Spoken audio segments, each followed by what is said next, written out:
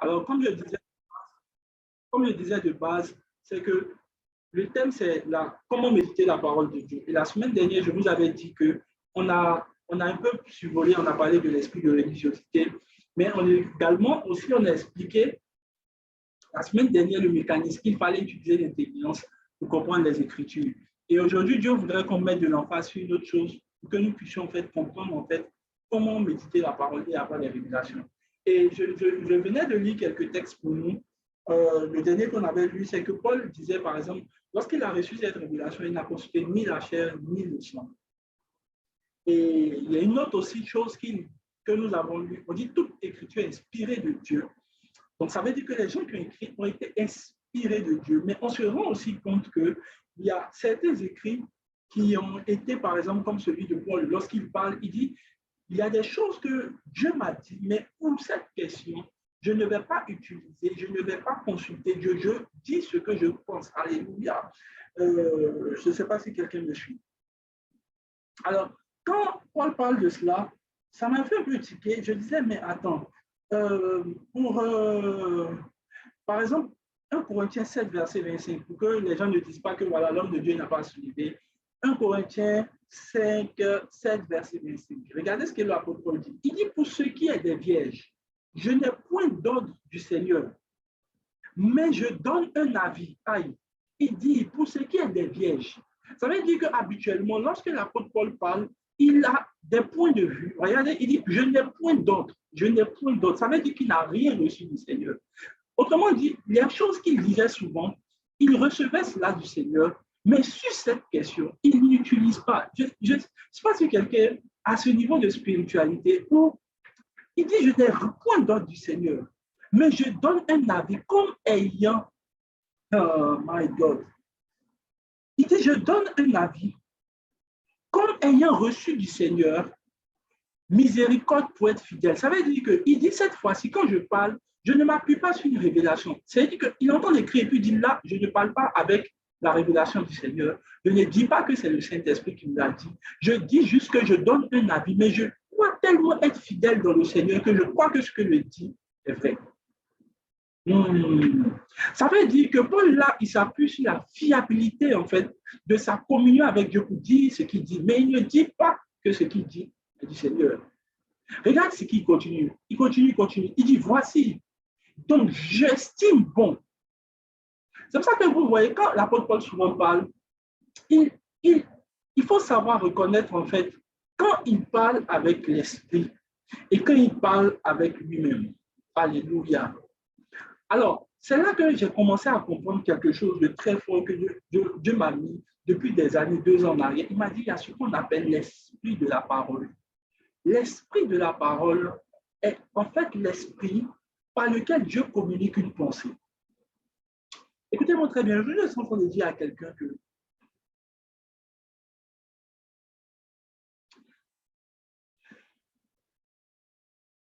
ce n'est pas ce qui est écrit. Quand vous commencez à grandir avec Dieu, ce qui est écrit vous guide. Mais à un certain niveau, ça ne vous guide plus. C'est ce qui est de la parole, ou du moins de la voix de la parole de Dieu qui doit vous guider. Pourquoi je dis cela? Un jour, on sait tous dans la Bible que c'est écrit que tu ne tueras plus.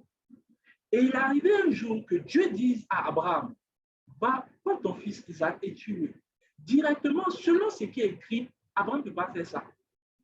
Justement, un jour, Pierre, pour enlever le texte, un jour, Pierre, Dieu lui donne une vision dans laquelle il voit des animaux que Dieu a proscrits de ne pas, a proscrits en fait. Mais qu'est-ce qui se passe? L'apôtre Pierre dit à Dieu, lui-même, qui a établi la loi, qui a écrit cette parole, il dit à Dieu, il est écrit qu'on ne doit pas manger. Je vais vous dire une chose, de ce qui est écrit et de celui qui a écrit ce qui est écrit, choisissez toujours celui qui écrit ce qui est écrit. La Bible, le fait qu'aujourd'hui, beaucoup de chrétiens sont bibliques, ça vient du fait que quand ils parlent, c'est écrit dans quelle partie de la Bible. Ça veut dire que, tu sais, dans la voix de Dieu, j'ai compris que Dieu ne peut pas guider quelqu'un qui s'appuie trop sur ce qui est écrit. Ce qui est écrit te conduit, c'est les principes. Mais ce qui prévaut, ce qui est écrit, c'est la voix de Dieu. Imaginez un instant que Dieu dise, je suis ton fils. En tout cas, moi, je ne vois aucun texte biblique qui va me justifier cela. En fait, je pense que le test le plus haut dans la spiritualité pour un chrétien, c'est lorsque Dieu dit à une personne de faire une chose contraire à ce qui est écrit, pour voir si ce qui est écrit est plus important que celui qui a écrit ce qui est écrit.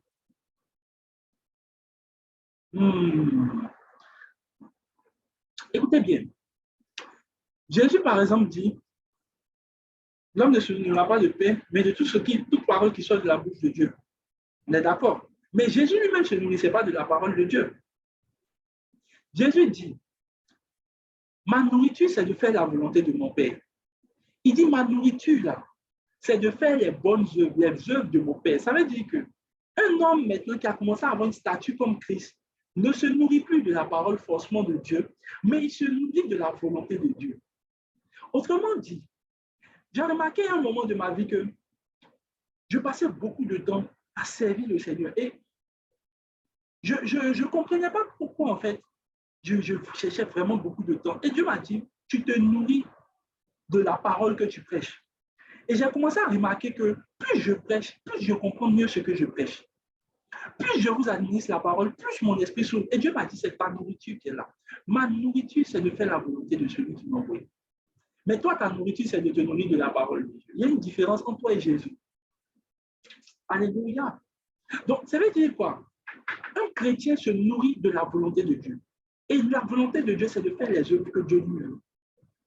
Je crois qu'il y a beaucoup de gens qui se sont arrêtés dans leur marche chrétienne à cause de ce qui est écrit. Donc, ils s'appuient sur ce qui est écrit. Et quand ce n'est pas écrit, ils ont des problèmes. Voilà pourquoi aujourd'hui, on a toujours des chrétiens qui sont toujours au stade de se poser des questions sur ce qui n'est pas écrit, justement. Et bien évidemment, la Bible dit de Jésus qu'il y a beaucoup de choses que Jésus a fait, mais qui n'ont pas été écrites. Et c'est dangereux. Les chrétiens sont piégés. Pourquoi? Parce qu'ils n'ont pas l'esprit de la parole. L'esprit de la parole va plus loin. En fait, l'esprit de la parole, c'est l'esprit dans lequel Dieu écrit ce qu'il écrit. Ça veut dire que lorsque Dieu écrit une chose là, il écrit ça avec un esprit. Il écrit ça avec un état et il écrit ça avec une pensée. Lorsque vous arrivez à un certain niveau, vous ne devez plus seulement lire la parole de Dieu, mais vous devez évaluer la pensée qui animait Dieu lorsqu'il donnait cette parole. Je ne sais pas si quelqu'un me suit. En fait, ce que je t'explique, c'est quoi? C'est qu'il y a beaucoup de gens qui manquent la révélation parce qu'ils lisent les Écritures, mais ils ne lisent pas la pensée derrière ce qui est écrit. La dernière fois, j'avais dit, par exemple, que lorsque Dieu dit aux gens, tuez tous les mondes, les enfants, les Dieu avait une pensée à l'intérieur. Pour ceux qui ont suivi notre enseignement sur le monde avant Adam, ils ont commencé à comprendre, non, je comprends maintenant pourquoi Dieu le dit. Ça veut dire qu'il y a une spiritualité que Dieu a fait, il est en train de dire une chose. La dernière fois, je vous avais dit que l'apôtre Paul a écrit un Corinthien avec un état d'esprit. Ça veut dire que quand il a commencé à écrire sa lettre, il était inspiré, poussé par Dieu. Mais regardez bien, lorsqu'il commence, il dit, ils m'ont posé des questions. Et il y a des questions qui lui ont été posées, par exemple, concernant le mariage. Et il a écrit en réponse à une question. Ça veut dire quoi? Lorsqu'il a écrit cela, il y avait une pensée qui l'animait. Par exemple, l'apôtre Paul a écrit souvent avec des textes assez poignants.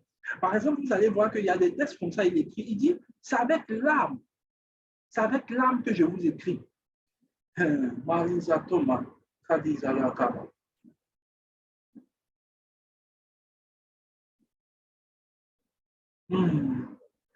Par exemple, dans 2 Corinthiens 2, verset 4, il dit, c'est dans une grande affliction, le cœur angoissé, et avec beaucoup de larmes que je vous ai écrit. Non pas afin que vous vous puissiez attrister. Ça veut dire que lorsque vous allez soulever cette parole-là, l'effet que ça vous produira, c'est plus ou moins de la tristesse. Autrement dit, l'esprit de la parole, c'est l'émotion que l'apôtre Paul a liée concernant ce que Dieu voulait qu'il sache. Il dit, c'est dans l'affliction, avec beaucoup de larmes, afin que vous fussiez attristés, vous connaissiez l'amour extrême. Que j'ai pour vous. Verset qui suit, verset 5. Si quelqu'un a été une cause par moi, qu'il a été attristé, c'est parti pour lui. En fait, ce que je vais vous expliquer, lorsque l'apôtre Paul écrit, il dit ça avec l'âme. Mais quelle âme il donne? Quelle âme et quelle angoisse? Il faut imaginer que lorsque l'apôtre Paul parle, lorsque l'apôtre Paul écrit ces lettres-là, ces lignes-là, il y a au fait un état d'esprit ou du moins il y a un sentiment, il y a une émotion spirituelle que j'appelle les émotions de l'Esprit de Dieu qui lui sont communiquées, qui lui envoient, qui l'envoient écrit. Alléluia. Donc, il est probable, on peut retirer le texte, il est probable que vous voyez l'apôtre Paul en train d'écrire, mais lorsqu'il écrit, vous allez plus sentir dans ces lignes beaucoup plus d'amour. Vous savez, quand par exemple vous prenez, par exemple, l'apôtre Jean, quand vous lisez l'apôtre Jean, vous allez ressentir plus, vous allez, par exemple, vous prenez, comment on appelle ça, Jean, vous allez plus ressentir l'amour de Dieu. Quand vous allez prendre Salomon, vous allez plus ressentir la sagesse. Pourquoi? L'esprit de la parole, c'est l'esprit qui se cache derrière ce que Dieu écrit pendant qu'il écrivait. Ça veut dire que quand Paul parle dans 1 Corinthiens, il peut hausser souvent la voix. Mais ça ne veut pas dire. Ça veut dire que lorsqu'il hausse la voix, il parle de cette manière à une église. Mais quand vous allez aller dans 1 Thessalonique, vous allez voir, par exemple, il félicite les gens là-bas. Il dit non, j'ai entendu parler de votre foi, vous êtes bien. Ça veut dire que lorsque vous allez shifter dans cette dimension, vous allez commencer à plus sentir des encouragements. Je veux dire quoi à quelqu'un? Lorsque vous arrivez dans la parole de Dieu, vous devez naviguer dans les émotions, ou du moins l'esprit de la parole, pour ne pas fausser. L'esprit de la parole va vous permettre de savoir quelle est la pensée de Dieu lorsqu'il conseille écrit cela. Par exemple, quand vous allez dans Isaïe, Isaïe prophétise beaucoup de... Par exemple, Jérémie, je pense bien, Jérémie, lui, prophétise beaucoup de malheur. C'est un gars, quand Dieu lui a expliqué, écoutez bien, si tu vas prendre Jérémie, tu vas regarder que Jérémie, lui, il prophétise terriblement sur le peuple. Il explique le malheur, tout. Mais écoutez bien, à quelle époque Dieu a écrit le livre de Jérémie? La Bible dit que le peuple d'Israël était en déportation et ils avaient péché et Dieu voulait ramener son peuple. Ça veut dire que lorsque, par exemple, Dieu va inspirer quelque chose à Jérémie, en fait, les émotions que Dieu va inspirer à Jérémie seront les émotions qu'il éprouve concernant le peuple d'Israël. Il va plutôt dire, je suis plutôt triste, Israël m'a laissé, ils ont été infidèles. Je ne sais pas si quelqu'un comprend. Autrement dit, lorsque vous allez voir, par exemple, un prédicateur shifter dans la dimension du livre de Jérémie, vous allez vous sentir comment? Triste. Lorsque un prédicateur va shifter, par exemple, dans la dimension de Jean, vous allez plus sentir l'amour de Dieu. Pourquoi? L'esprit de la parole, c'est l'esprit dans lequel l'état de pensée. Donc, quand chaque fois vous approchez la Bible, vous devez savoir avec quelle pensée Dieu écrivait ce qu'il écrivait lorsqu'il écrivait. Alléluia. Ça veut dire quoi? Lorsque moi, comment je peux avoir des révélations? Je me demande, c'est dans quelle pensée, quel courant de pensée, pourquoi Dieu dit cela? Pourquoi Dieu trouve bon de mettre cela dans la parole de Dieu? Pourquoi Dieu trouve cela bon? Il y a des écritures qui auraient pu ne pas figurer.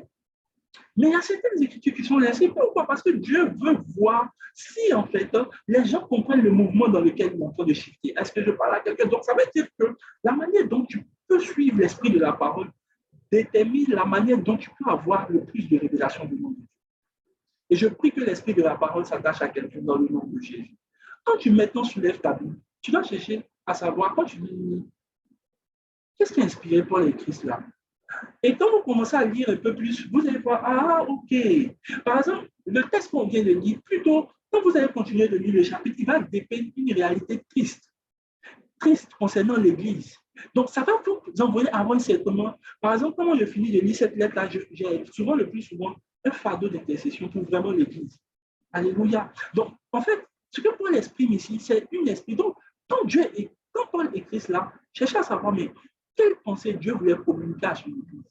Quelle pensée Dieu voulait communiquer à son Église? Lorsque, par exemple, Jésus parle, pourquoi les disciples mettent ces textes-là? Par exemple, il y a certaines choses qui nous servent d'instruction. Donc, quand Dieu met cela, c'est pour nous servir d'instruction. Autrement dit, il y a certaines choses que tu peux comprendre si tu arrives à trouver l'instruction derrière cela. Alléluia. Donc, il y a un peu important, il est très important que tu aies l'esprit de la parole. Et ma prière pour toi, c'est que Dieu te communique l'esprit de la parole dans le nom de Jésus.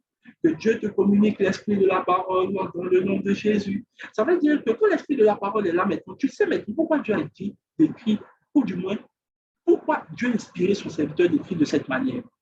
Seulement, parce que si tu ne sais pas, par exemple, l'apôtre Paul, regardez, on avait dit cela la dernière fois, il y avait l'impudicité, il y avait beaucoup de choses qui se passaient dans l'Église. Et comment Dieu a inspiré? Il a inspiré à écrire sur les dons spirituels. Autrement dit, ça veut dire que la réponse que Dieu voulait envoyer, c'est pour quelqu'un qui lit aujourd'hui, c'est de pouvoir avoir un regard sur les dons. Il dit, je ne veux pas que vous soyez en ignorance concernant les dons. Ça veut dire que quand Dieu écrit cette pensée-là, il veut aussi que toi et moi ne soyons pas dans l'ignorance. Alléluia. Est-ce que tu comprends maintenant? Donc Dieu, par exemple, écrit, dit à Moïse d'écrire Genèse chapitre 1, au commencement, Dieu créa les cieux et la terre. En fait, c'est dans quel état d'esprit Dieu a voulu que Moïse écrive ce qu'il écrit, en fait.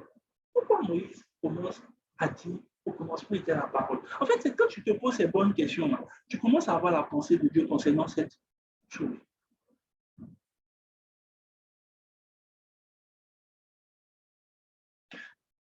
Je me demandais pourquoi la Bible ne dit pas que... Pourquoi? Je me demandais souvent pourquoi Jésus lui-même est venu sous forme de chair. Et en parcourant bien la Bible, en fait, je me suis rendu compte que Jésus était une expérimentation de ce que Dieu voulait voir avec le Saint-Esprit. En gros, Jésus est venu dans la chair pour voir, où Dieu est venu dans la chair, pour voir en fait à quoi ça ressemble d'être un homme. Et pour voir si l'expérience de l'Esprit de Dieu en homme marche. Et si vous regardez tous les domaines dans lesquels Jésus a travaillé là, il a essayé de voir. C'est pour ça qu'on dit, il a su faire, c'est pour ça qu'il comprend mieux. Et quand Jésus a fini tout cela, la croix dit, tout est accompli. En fait, Jésus était en fin d'expérience. Et maintenant, il dit, bon Père, tu peux maintenant envoyer le Saint-Esprit sur les hommes là. Ils sont qualifiés et aptes à recevoir. C'est pour ça que Jésus dit, il est avantageux que je m'en aille. Il doit partir.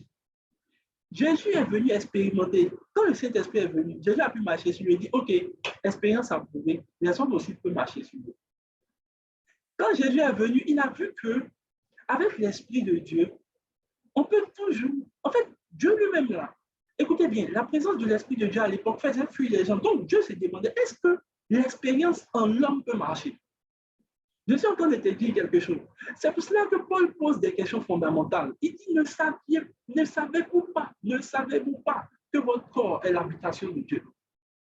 Maintenant, quand j'ai compris cela, j'ai dit, donc, Jésus est juste venu faire une expérience. Et lui-même, il servait de cobaye pour en fait montrer que c'était possible de vivre cette vie. Et je prophétise pour quelqu'un, tu as aussi une expérience de ce que Jésus a déjà confirmé dans le nom de Jésus. Donc, je pense une chose. Il y a des choses que Jésus est venu faire. En fait, Dieu n'a aucunement, écoutez-moi, Dieu n'a même pas besoin. Dieu voulait voir, en fait, ça fait quoi d'habiter dans le corps d'un homme? Et ça fait quoi de voir l'Esprit de Dieu habiter dans le corps d'un homme? Alors, je disais une chose, et aujourd'hui, je parlais de cela à quelqu'un. Vous savez, pourquoi vous n'arrivez pas à manifester Christ? Vous dissociez Christ de vous-même. Si tout de suite, là, je vous dis, à Dieu appartient l'or et l'argent, vous êtes d'accord. Si j'ai dit de vous répéter chez vous, l'or et l'argent m'appartiennent là, j'ai dit, c'est pas... Si j'ai dit, je peux guérir, je peux ressusciter les morts. Si j'ai dit, Jésus peut ressusciter les morts, tu n'as pas de problème. Mais il faut essayer de répéter chez toi.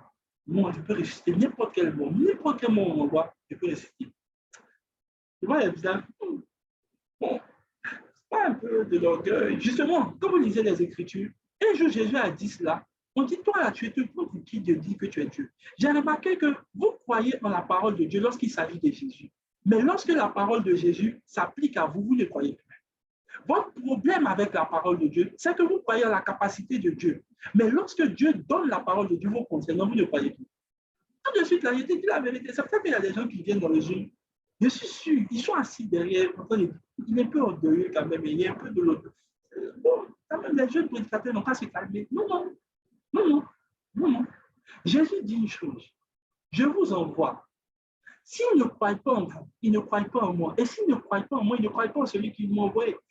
Est-ce que vous savez que ne pas croire en celui que Dieu a envoyé, ce n'est pas croire en Dieu lui-même. Et Dieu dit qu'il n'a plus rien à faire avec. Donc, en fait, est-ce que vous comprenez votre représentativité? Dieu dit, s'il ne t'écoute pas, ce n'est pas la peine. Il n'y aura pas de visitation divine pour eux. Je crois que je suis Jésus pour quelqu'un. Oui, je crois cela.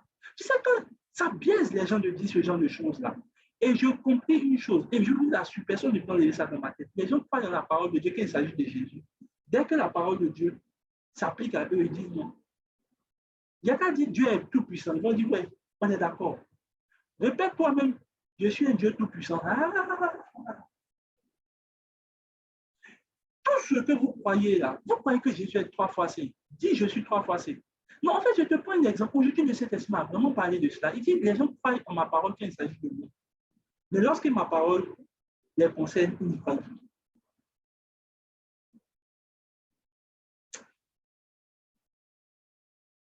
Regarde, ça ne sert à rien de venir aller dans beaucoup de gens dire j'ai la vie de Dieu en mon sein, ma sister, ça ne sert à rien. Si tu ne crois pas ce que Jésus dit à propos de toi, ça ne sert à rien. Je crois que les jours qui viennent là, si on ne dit pas que c'est quelqu'un qui est dans le jour, tu es un peu trop à fond dans ton zèle là, c'est que tu n'es pas en train de ressembler à Jésus. Pour avoir juste dit qu'il peut ressusciter, il fait des grandes choses, on dit juste qu'il est un peu orgueilleux. Toi, tu penses que tu es un peu Dieu façon là. Rien. Vous devez arriver au stade où vous croyez en la parole de Dieu vous concernant. Ouais. Je disais la dernière fois que Paul dit, avant on se considérait d'une manière humaine, mais plus maintenant. Croyez en ce que Dieu vous concerne. Il y a des gens, je vous l'assure, ils vont attendre Dieu toute leur vie, ils ne vont pas le voir. Parce qu'ils ont refusé de croire en quelqu'un que Dieu a envoyé pour eux. Oui, je crois en la parole de Dieu me concernant. Oui, dites avec moi, je crois en la parole de Dieu me concernant. Si Jésus dit, je ressuscite les morts, mon frère, Jésus. Et puis tu sais, les gens veulent t'intimider. Il faut faire doucement là, à la fois, là, il faut faire doucement. Souvent, là, il faut modérer. Je ne modère rien. Je dis ce que je dis et je dis que c'est ce que je dis de dire. Alléluia. J'ai dit toujours que je suis assis dans les lieux célestes en Christ. Tu ne peux pas faire changer d'avis concernant ça. Alléluia.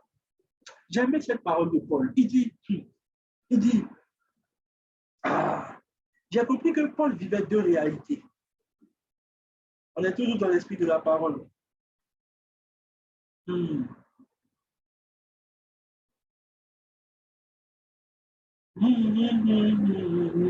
dit, nous sommes pressés de toutes les manières, mais non réduits à l'extrémité. Dans la détresse, mais non dans le désespoir. Ça veut dire que ce qu'ils voient physiquement, c'est la détresse. Mais dans l'autre côté, dans l'esprit, il n'est pas dans le désespoir. Il dit quoi? Persécuté, mais non abandonné. Mais non perdu. Il dit abattu, mais non perdu. Portant toujours avec nous dans notre corps la mort de Jésus, afin que la vie soit aussi manifeste dans notre corps. Car nous vivons, nous sommes sans cesse livrés à la mort à cause de Jésus, afin que la vie de Jésus soit manifestée dans nos chairs. Ainsi, la mort agit en nous et la vie agit en vous. Je ne sais pas si quelqu'un comprend. Paul dit, abattu mais non perdu. Il y a une réalité physique qui dépeint et une réalité spirituelle qui dépeint. Alléluia. Alors, ce que je t'explique, c'est quoi? Voir la parole de Dieu. Regarde, j'ai tellement actuellement, non, c'est difficile de faire sortir que Christ est trop en moi. Je n'arrive pas à le dissocier de ma personnalité. Je peux retirer le verset, je n'arrive pas à le dissocier. Si elle dit, va pour sortir, si tu veux sortir, va à l'église et puis dis, je peux guérir tous les malades que je peux guérir tout. En fait, toi-même, déjà, même en le disant, ton esprit dit, ma petite femme, toi, on peut pas être sage dans la vie. Là. Tu sais, c'est ça qui fait que la parole de Dieu ne peut pas fonctionner pour vous. En fait. J'envoie un malade tout de suite. Il faut prier pour lui. La première chose que tu veux faire, c'est de gêner. Parce que dans ta tête, tu penses que c'est quand tu vas gêner, prier. Et donc, il y a des gens, par exemple, tu vas leur dire, viens prier. Non, il faut que je me retire. Je vais me parler. Donc, ça veut dire que tu soustrais la parole de Dieu à une retraite. Ce n'est pas vrai. Ce n'est pas vrai. L'esprit de la parole. Deuxième chose, donc l'esprit de la parole se vient en fait quand tu commences à poser beaucoup de questions concernant quelle est la pensée lorsque Dieu écrivait cela. Pourquoi Dieu écrit cela? C'est sous quel motif? Et quand Dieu commence à... Dieu maintenant... En fait, c'est là maintenant l'esprit qui a écrit cette parole, inspiré cette parole, maintenant commence à expliquer bien cela. Alléluia. Vous avez vu qu'il y a plusieurs, pour ceux qui viennent au Zoom ici, qu'il y a beaucoup de choses sur lesquelles je m'étends. Ils se demandent, mais comment j'ai vu? En fait, c'est l'esprit de la parole. En fait, il t'explique quelle est la pensée. Et donc, souvent, il va me ramener dans d'autres textes pour que je puisse mieux comprendre. Alléluia. Alors, dans l'esprit de la parole aussi, il y a ce qu'on appelle la navigation en termes de parole. Alors, je m'explique. Vous savez, quand souvent je prêche, vous allez voir que je quitte un verset, je passe à un autre. En gros, ça s'explique comment. Par exemple, vous pouvez être en train de lire un verset, même quand je prêche souvent, votre esprit s'ouvre sur quelque chose d'autre. En fait, c'est un peu comme si quand je prêche, tu dis, oh, je comprends mieux tel texte. Oh, je comprends mieux tel texte. En fait, c'est comme une lumière vient dans ton esprit, en fait. Ça veut dire que ton esprit est en train de connecter avec d'autres paroles. Alléluia. Est-ce que je parle à quelqu'un? C'est ce qu'on appelle l'esprit de la parole. En fait, il te fait naviguer d'une parole à une autre pour que tu puisses comprendre mieux ce que tu es en train de comprendre. Et souvent, qu'est-ce qui se passe? Lorsque vous méditez la parole de Dieu, votre esprit est en train de s'ouvrir sur d'autres textes que vous n'avez pas compris à l'époque. C'est pour ça que quand vous ne comprenez pas un texte laissé, poussez un peu plus, vous allez voir qu'il y a des textes, ou du moins une prédication, ou du moins quelque chose qui va venir ouvrir votre compréhension de cette chose. C'est pour cela que quand tu veux aussi grandir dans la parole, il faut vraiment, et je dis cela parce qu'on ne peut pas enlever cela, il faut te faire enseigner. Écoutez, les enseignements là, souvent moi je manque de révélations accrues. Je vais m'asseoir devant des hommes de Dieu qui prêchent et ça ouvre mon esprit. En gros, en fait, le but, même si tu prêches, tu es un homme de Dieu, il faut venir t'asseoir. Quand l'homme de Dieu prêchera, tu vas voir que ton esprit va s'ouvrir à comprendre d'autres choses. Et c'est ça en fait qui constitue pour toi aussi une prédication ou bien une révélation. C'est pour cela que ceux qui s'enferment dans leur chambre, qui n'écoutent pas des enseignements, ne peuvent pas avoir de révélation. Ce n'est pas vrai. En fait, comment tu vas comprendre? Parce que la problématique qui se pose, c'est quoi? Qu'est-ce qui prouve que ce que j'explique, ou du moins ce que je comprends est vrai? C'est ce qui est le piège. Il y a d'autres qui ont des révélations, mais ils ne sont pas très sûrs. Jusqu'à ce que, par exemple, ils viennent écouter un enseignement de l'homme de Dieu qui prêche. Et voilà, je savais que c'était ça, mais je n'étais pas sûr. En fait, vous grandissez en assurance concernant ce que vous recevez, mais également vous grandissez en termes de ouverture de l'esprit. Ça veut dire quoi? L'esprit de Dieu va shifter maintenant avec d'autres versets. Et c'est là maintenant que vous allez maintenant mieux comprendre cette chose. Alléluia. Donc pendant que je prêche, je sais qu'il y a d'autres qui sont en train de comprendre d'autres choses que je n'ai même pas encore dire. Et je ne l'ai même pas dit. Ce que Dieu fait, c'est d'ouvrir ton esprit à comprendre ou à shifter dans d'autres versets. Alléluia. Est-ce que je parle à quelqu'un? C'est pour cela qu'en permanence, l'esprit de la parole va vous faire naviguer dans les paroles de Dieu. Quand souvent, par exemple, allez écouter mon enseignement sur l'esprit de perdition, vous allez voir que j'écoute une parole, après, par le Saint-Esprit m'envoie une parole et tout semble cohérent. Pourquoi? Parce que le même esprit va inspirer plusieurs textes qui vont maintenant expliquer ou bien rendre tangible ce que tu comprends. Et je prie que l'esprit de la parole soit ton partage. Alors, je continue avec un autre point, parce qu'aujourd'hui, je dois laisser l'homme de Dieu à tuer prêcher. 1 Jean, 1 Jean, 1 Jean, 1 Jean 1, verset 1. Il dit ce qui était au commencement, ce que nous avons entendu, ce que nous avons vu. Écoutez bien, il dit ce qui était au commencement. 1. Ce que nous avons entendu. 1. Ce que nous avons vu. 2. Ce que nous avons contemplé. 3. Et que nos mains ont touché. 4. Concernant la parole de vie. Il dit ce que nous avons vu. On ne voit pas, les versets sont bien excentrés. Il dit ce que nous avons vu, ce que nous avons entendu, c'est la parole de justice. En fait, il parle en fait de la parole qu'on peut voir, il parle de la parole qu'on peut toucher, il parle de la parole qu'on peut entendre, et il parle aussi de la parole qu'on peut,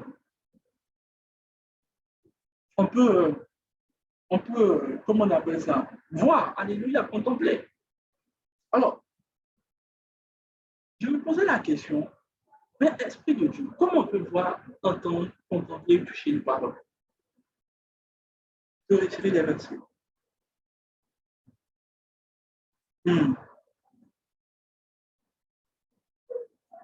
Comment on peut voir? Et je me suis rendu compte d'une chose.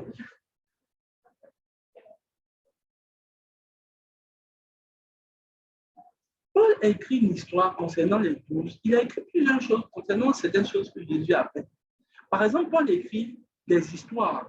Par exemple, vous vous souvenez dans 1 Corinthiens chapitre 11, je pense, Paul, par exemple, parle de la prière de Jésus pour la Sainte Seine. Tout le temps, il n'a pas été avec Jésus. Il a dit, il a été recommandé que voilà, notre Seigneur, avant qu'il ne meure, il a dit ceci est mon sang, c'est le sang de l'alliance, et ce pain, c'est ma chair. Mais Paul n'a pas été là quand Jésus disait cela. Alléluia. Mais comment toi tu sais cela? Ça pouvait être une tradition orale. Mais par exemple, même Moïse vient plusieurs siècles, mais il écrit des choses concernant Genèse. Moïse a vu. Autrement dit, pour voir, contempler et toucher la parole, il faut être témoin de la scène. En fait, il faut être un témoin oculaire. Dis avec moi témoin oculaire de ce que tu vois. Autrement dit, en fait, la parole de Dieu est vivante. Et la Bible dit que à celui qui peut faire au-delà de ce que nous pouvons penser ou imaginer. En gros, la parole de Dieu même là, par exemple, regardez ce que je vais faire. Vous allez voir qu'une parole crée une vision. Je répète, une parole crée une vision. Une parole a la capacité de créer une vision. Par exemple, quand il te dit, pense à un ballon, paf, un ballon vient dans ta tête, si il dit le ballon est rouge, point noir sur le ballon, imagine que le ballon est sur un jardin. En fait, tu ne fais même pas exprès, je parle juste et tu commences à voir une image dans ton esprit. Alléluia. Est-ce que je parle à quelqu'un? Donc, la parole a la faculté de créer des visions. La parole de Dieu que vous lisez crée une vision. Normalement, devait créer une vision. La plupart du temps, vous ne créez pas des visions avec la parole de Dieu que vous lisez. Comment je sais? C'est que les gens lisent, mais ils ne voient pas ce qu'ils lisent. Ah, Rida Fonta. Ça veut dire quoi? Je viens de te montrer, par exemple, si elle te dit, imagine-toi dans ta chambre en train de t'habiller. Imagine ton papa vient te saluer, bonne fête de paix, embrasser ton papa. En fait, je parle, hein, je parle. Mais pendant que je parle là, tu vois. Mais comment ma parole crée des images dans ta tête? Et surtout que je ne suis même pas en train de te montrer un film où je te parle de ton papa, je te montre rien. Ma parole a la faculté. Donc, la parole peut créer une image, une vision. Ou du moins, la parole crée une vision.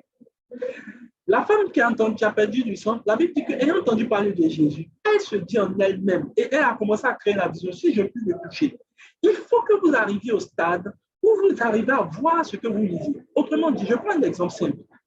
Lorsque la Bible dit, par exemple, Jésus marchait avec ses disciples et soudain, il s'arrêta et il les fixa. Pendant qu'ils sont en train de dire ce verset-là, hein, il faut t'assurer que tu es un témoin. Donc, imagine-toi, on dit Jésus marchait. Donc, en général, moi, c'est ce qui se passe avec moi. Je vois la parole. Au moment où on dit, quand Jésus marche avec ses disciples, moi, je suis derrière. Et puis, j'imagine, en fait, je ne sais pas comment vous expliquer, la vision est créée. C'est pas, je vois les disciples marcher, et puis je me vois derrière. Et puis, je vois Jésus, on dit, soudain, il s'arrêta. Et il se retourna, par exemple, un jour, j'étais en train de lire, on dit, les disciples étaient en train de murmurer, on dit, ils vont poser la question à Jésus, qui est le plus grand d'entre eux? Et on dit, Jésus est en train de marcher. Soudain, Jésus a entendu ce qu'il pensait, il s'est retourné, et puis il a dit, en vérité, je vous assure, pendant que cette scène-là se passait, moi, j'étais dedans. J'étais en train de les voir, ils étaient en train de discuter, et puis il était en train de voir Pierre, en train de dire, hey, Jacques disait à Pierre, il faut poser la question à Jésus. Comme c'est toi qui poses tous les jours les questions. Mais tu sais, moi, je vois. Je vois parce que je sais. Parce que quand j'ai lu la parole, elle a créé la vision. Et je me suis vu dans la scène. Je ne sais pas, quand toi tu lis la parole de Dieu, tu ne sens pas être participant de la parole de Dieu. Je pense là. Par exemple, vous avez vu les visions que Jean a eues dans l'Apocalypse. Ce sont des visions, mais dans lesquelles il a participé. Il a participé. Et...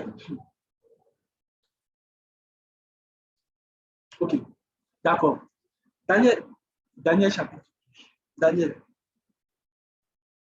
C'est quand je parle de cela, j'entends, je ne sais pas comment je fais maintenant, j'entends la voix des gens, j'entends la voix d'une personne qui dit, est-ce que c'est pas un peu biaisé de dire qu'on n'a qu'à voir, ce n'est pas l'imagination. J'ai entendu cette pensée, je vous assure, je ne sais pas comment, j'ai entendu cette pensée-là. Et Dieu cet esprit m'a dit, arrête, les gens veulent voir la parole de Dieu, pas leur donner la parole de Dieu, on va dans Daniel. Merci à la personne, là, je ne t'en peux pas. Alléluia. Mais j'ai entendu ta pensée. Et je sais c'est qui. Alléluia.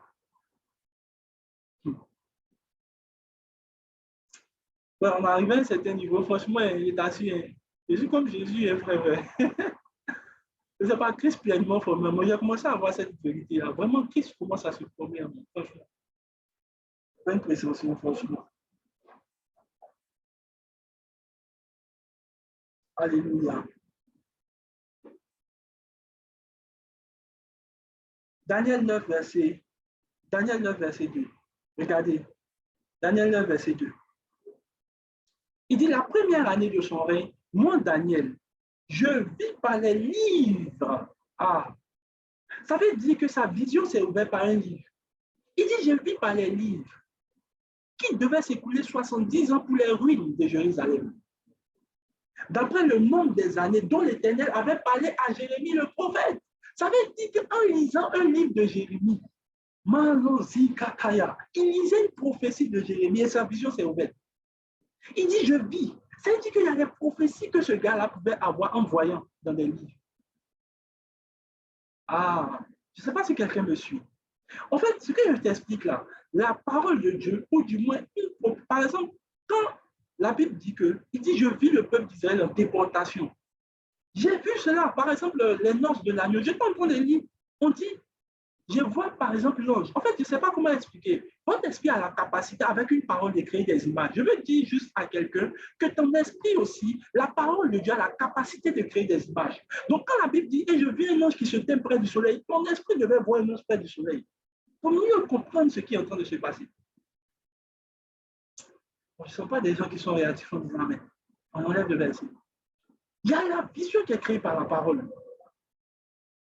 Par exemple, la Bible dit, je vis un ange près du soleil. Il dit, donc je suis au même niveau que celui qui voit actuellement. Jean, je vois un ange près du soleil. Ah, ok. Si tu ne comprends pas, va t'asseoir peut-être devant un soleil. Il faut regarder, il faut imaginer un ange qui est près du soleil.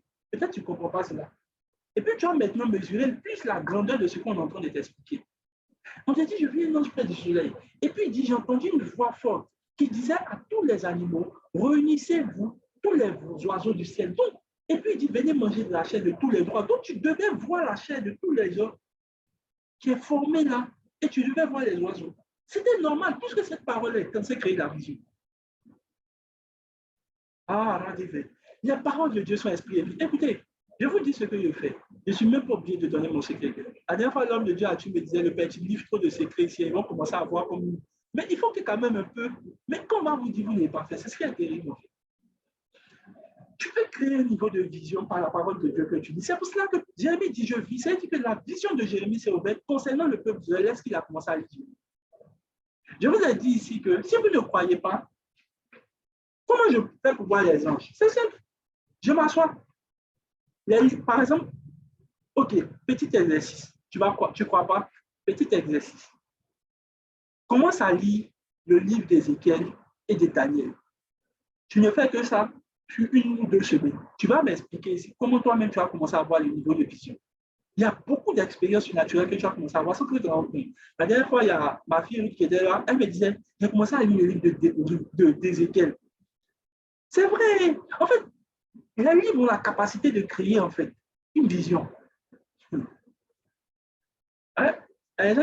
Et pour revenir sur là, les gens, par exemple, ils ne veulent pas, ils ne peuvent pas comprendre la parole de Dieu parce qu'ils ne veulent pas lire aussi d'autres auteurs. Aujourd'hui, Dieu ne va rien t'expliquer sur le Saint-Esprit. Il a déjà écrit, inspiré des hommes de Dieu qui ont déjà écrit des livres. Le problème, c'est que tu vois, Dieu ne juge pas important de revenir te répéter une chose qu'il a déjà enseignée à quelqu'un. J'imagine que Jérémie, écoutez, Daniel n'allait jamais savoir cela s'il ne prenait pas les écrits de Jérémie pour lire. Bientôt, mon livre sur la foi va sortir. J'espère que tu ne vas pas t'asseoir et puis regarder. Il prêche bien. Oh là là, c'est bien ça. Vraiment, si Dieu peut m'accorder cela. Non, il faut prendre un livre. Un livre va créer la vision. La vision se crée dans ce que tu lis. Alléluia. Donc, il y a des paroles qui peuvent créer des visions. Comment j'ai été shifté dans le prophétique? J'ai juste dit I believe in vision de pasteur, de Dr. Kenneth Hagin, 2017. Dès qu'il a fini de lire là, les yeux se sont envoyés. Je ne sais pas comment il expliqué. I don't know. Il a commencé à lire Daniel, quand il a commencé à lire le livre d'Ézéchiel. Je me souviens, c'était encore en 2018. Et l'expérience est produite. Ça s'est passé la première fois, je ne croyais pas. Mais j'ai compris en fait que le monde spirituel marche comme ça. Ce que tu lis affecte ta vision. Donc, quand tu lis maintenant, il faut voir. Quand la Bible te dit, Jésus était dans la barque et il dormait, est-ce que tu as déjà vu Jésus dormir dans la barque? C'est difficile d'avoir. En fait, si vous continuez à lire la Bible sans voir là, ça sera difficile d'être témoin de ce que vous. Vous ne pouvez pas témoigner de ce que vous ne voyez pas. Vous ne pouvez pas témoigner de ce que vous touchez. Est-ce que tu es dans la barque? Tu as déjà touché la barque? Écoutez, souvent, un jour, je me suis assis dans une barque, dans une pirogue, et puis j'ai essayé d'imaginer que j'ai touché la barque. Vous savez, c'est dans les films, on nous montre ça. Souvent, les gens touchent les choses et puis ça les ramène au passé. C'est ce que vous devez faire maintenant avec la parole de Dieu. Lorsque vous touchez la parole de Dieu, vous ramène dans une scène. Je vous dis qu'il y a des téléportations prophétiques qui sont en téléchargement. Je vois des personnes être téléportées. Ça veut dire que quand tu lis maintenant, remets-toi dans la scène. Souvent, quand je prêche, souvent, je fais rire, mais en fait, souvent, vous remarquez, ah, c'est vrai, c'est ce qui s'est passé. Souvent, dans les tonalités dans la Bible, par exemple, où on dit, par exemple, un jour, que Dieu parlait à je ne sais pas qui, et puis Dieu lui-même dit, l'ennemi a dit, ah ah, Oui, c'est dans la Bible, je peux vous montrer. Il y a un texte, un jour, on a lu ici. Dieu dit, ils balbutieront, ils parleront des langues, et puis ils diront ma, patati, patata. Et on a vu que ça correspond à un parler en langue de quelqu'un ici, mais il pense que ce n'est pas Dieu, c'est Dieu. Mais c'est parler en langue, c'est dans la Bible, alléluia, et la Bible française courant. Ouais. Donc, quand tu vois quelqu'un, il parle en langue, il ne faut pas t'en faire. Mais c'est le béaba, quoi, tu vois. Alléluia. Mais je veux dire quoi? Tu dois maintenant voir ce que tu dis. Donc, par exemple, quand la Bible te dit que Jésus était, par exemple, on dit, Pierre était en train de nager. Pierre était il était en train de pêcher. Et Pierre s'est mis nu. Il était dans le lac. Ça, là, moi, j'ai vu, hein, il t'assure que j'ai vu. Il était assis. Pierre, toujours dit ça. En fait, je vous explique ce qui s'est passé. On dit qu'il était en train de pêcher. Et à un moment, Pierre, on dirait, il a sauté dans l'eau là. Il dit, là, c'est des amis. Je ne sais même pas quel esprit Pierre avait mis. Et la Bible dit que Jésus était assis autour d'un feu. Et il a vu, on dit il a mis du poisson et il était en train de braiser du poisson comme d'habitude. Je ne sais pas, Jésus aime beaucoup le poisson. Il était en train de braiser du poisson et on dit qu'il a appelé ses disciples. Je ne sais pas comment vous expliquer, mais je vois cette scène très clairement dans mon esprit. Donc Jésus, il arrive, il a mis un feu et il a mis poisson braisé dessus. Si tu veux, il faut mettre ton poisson braisé à tirer. Ça, c'est ton truc. Mais c'est ce qui s'est passé. Et Jésus était assis là et il a appelé. En fait, je ne sais pas. C'est ce que vous devez voir. En fait, vous devez toucher la parole. Vous devez voir la parole. Vous devez voir ce qui est écrit. Oh, je prie que quelqu'un commence à voir dans le nom de Jésus. Une parole, un livre que vous lisez peut vous faire voir. Ah, Radosa Lamada, Yekalosa. Ça veut dire qu'il y a un certain niveau de prophétie que vous-même vous pouvez activer dans votre vie si vous savez voir. Comment? En faisant ce que je vous dis. Dans la Bible, par exemple, dit que un jour, Jésus était rassemblé avec ses disciples. OK, il faut essayer de faire le rassemblement. Je te pose la question, s'ils sont dans un coin reculé, selon toi, si tu veux, et puis ils sont dehors, je suppose qu'ils sont dehors, ils devraient normalement avoir le feu, ou bien ils parlaient dans le noir, je ne pense pas. Justement, le feu là va se créer dans ma vision. Pourquoi? Pas parce que je crois une chose dans mon esprit, mais je sais que le feu est là, parce que simplement je vois les gens rassemblés. Est-ce que vous savez qu'il y a des choses que Dieu lui-même vous crée? Dieu demande à Jérémie, que vois-tu? Il dit ce que je vois. Il dit, ah, tu as bien vu. Prophétise. En fait, Dieu lui demande, est-ce que tu vois en fait? Que vois-tu? Donc là, ce que tu peux voir détermine ce que tu peux toucher. La femme a lu que Jésus est bon, mais la Bible dit d'elle que lorsqu'elle a entendu parler de Jésus, elle est venue, elle dit, si je puis toucher seulement son vêtement. Alors, il y a beaucoup de gens qui parlent que cette femme-là, elle a imaginé. Non, non, elle n'a pas imaginé. Elle n'a pas imaginé. J'ai écrit ça sur mon livre de la foi. Il y a une prophétie de Malachie qui dit que non, la guérison se retrouvera sur, comment on appelle ça, le pan de sa robe. La guérison se trouvera sur le pan de sa robe. C'est dans Malachie, j'ai écrit ça dans mon livre sur la foi. Et cette femme, elle connaissait cette parole-là. Et lorsqu'elle a vu que cette parole-là, elle n'a pas imaginé, elle a créé la scène, elle a dit, bon, si je peux le toucher de cette manière, voilà comment ça se passe. On dit au même instant, elle fut guérie. C'est pas quand elle a touché qu'elle a été guérie. C'est qu'elle a créé par la parole les visions qu'elle a commencé à être guérie. Je prie que quelqu'un soit en train de voir les paroles qui maintenant dans le nom de Jésus. Je vous dis la vérité, vous ne pourrez jamais comprendre le niveau de révélation que j'ai si vous ne connaissez pas ce que je vous dis. Vous ne pourrez pas. C'est pas vrai. Je sais, je prêche, je sais ce que je dis. Si tu n'as pas vu, comment tu peux savoir?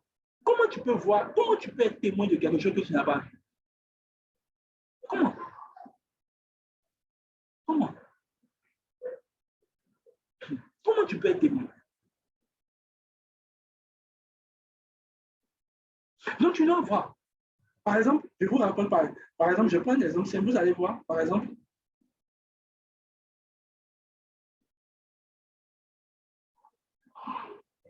prenons n'importe quel texte, par exemple, par exemple,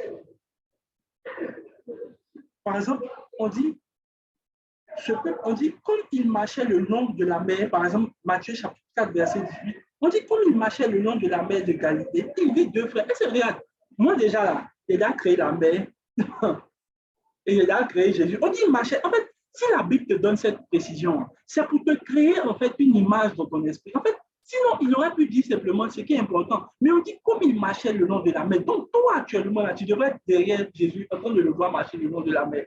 On dit comme il marchait le long de la mer, il vit deux frères.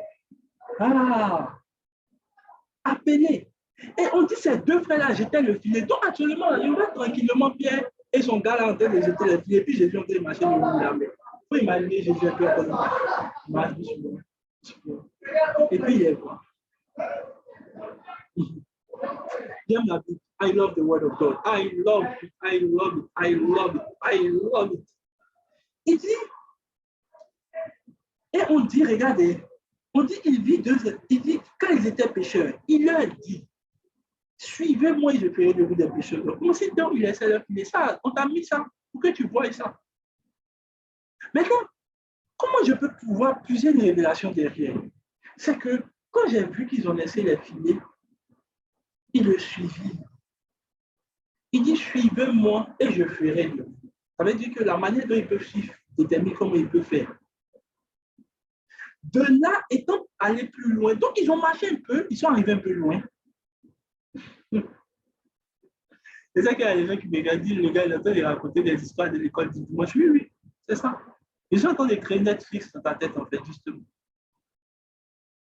J'aime le Netflix biblique. Il a créé une film, on appelle ça Netflix. Il vit deux autres frères. Il les appela Jacques, fils de Zébédée, qui étaient dans une barque. Donc, ceux-là, ils n'étaient pas le nom de la mer, ils étaient où? Dans une barque.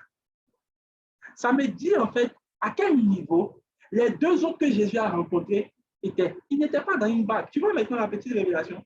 Les deux étaient dans une barque. Les deux autres, on dit, ils étaient le long de la mer. Ils jetaient leur filet. Donc, il y a deux catégories. Il y a un qui est dans la barque, il y a deux qui sont sur. Alors, regardez, continuons. Le père qui réparait leur filet. Donc, on dit le père de Zébédée qui réparait leur filet. Il les appelait aussitôt, il laissait la barque et le père et le suivit. Il laissait la barque et le père. Donc, créez cette scène-là dans votre esprit.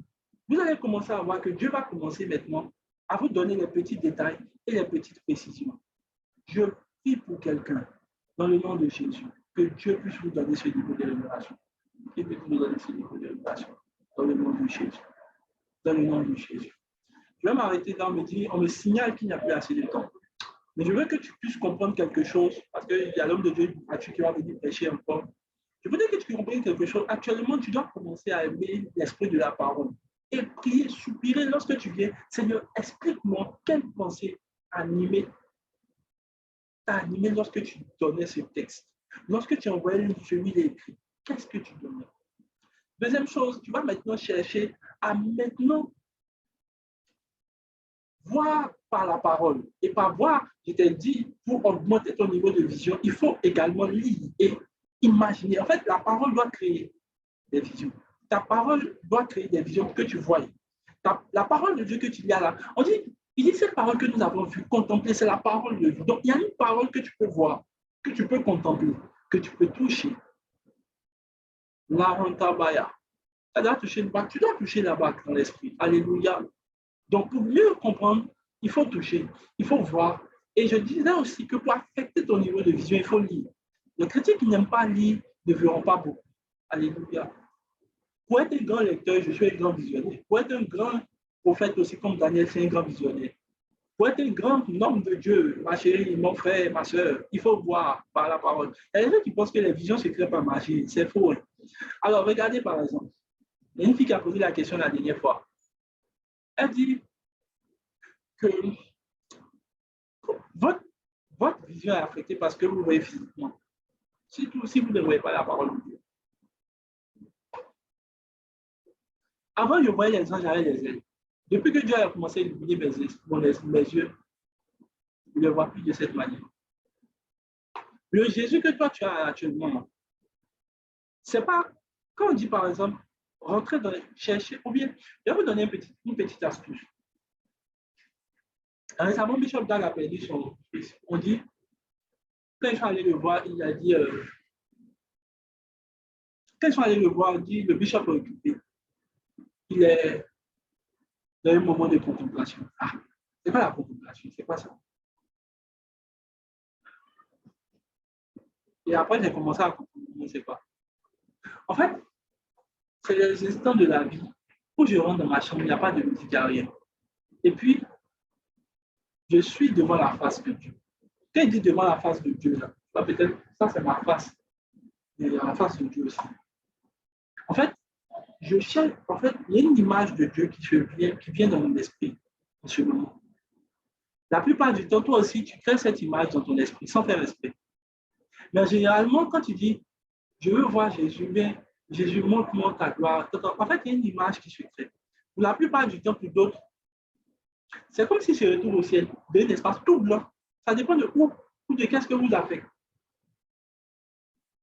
Il y en a d'autres, par exemple, on a tous arrivé à un moment d'adoration que on a l'impression qu'on se retrouve tous dans un endroit complètement bien. On voit un trône.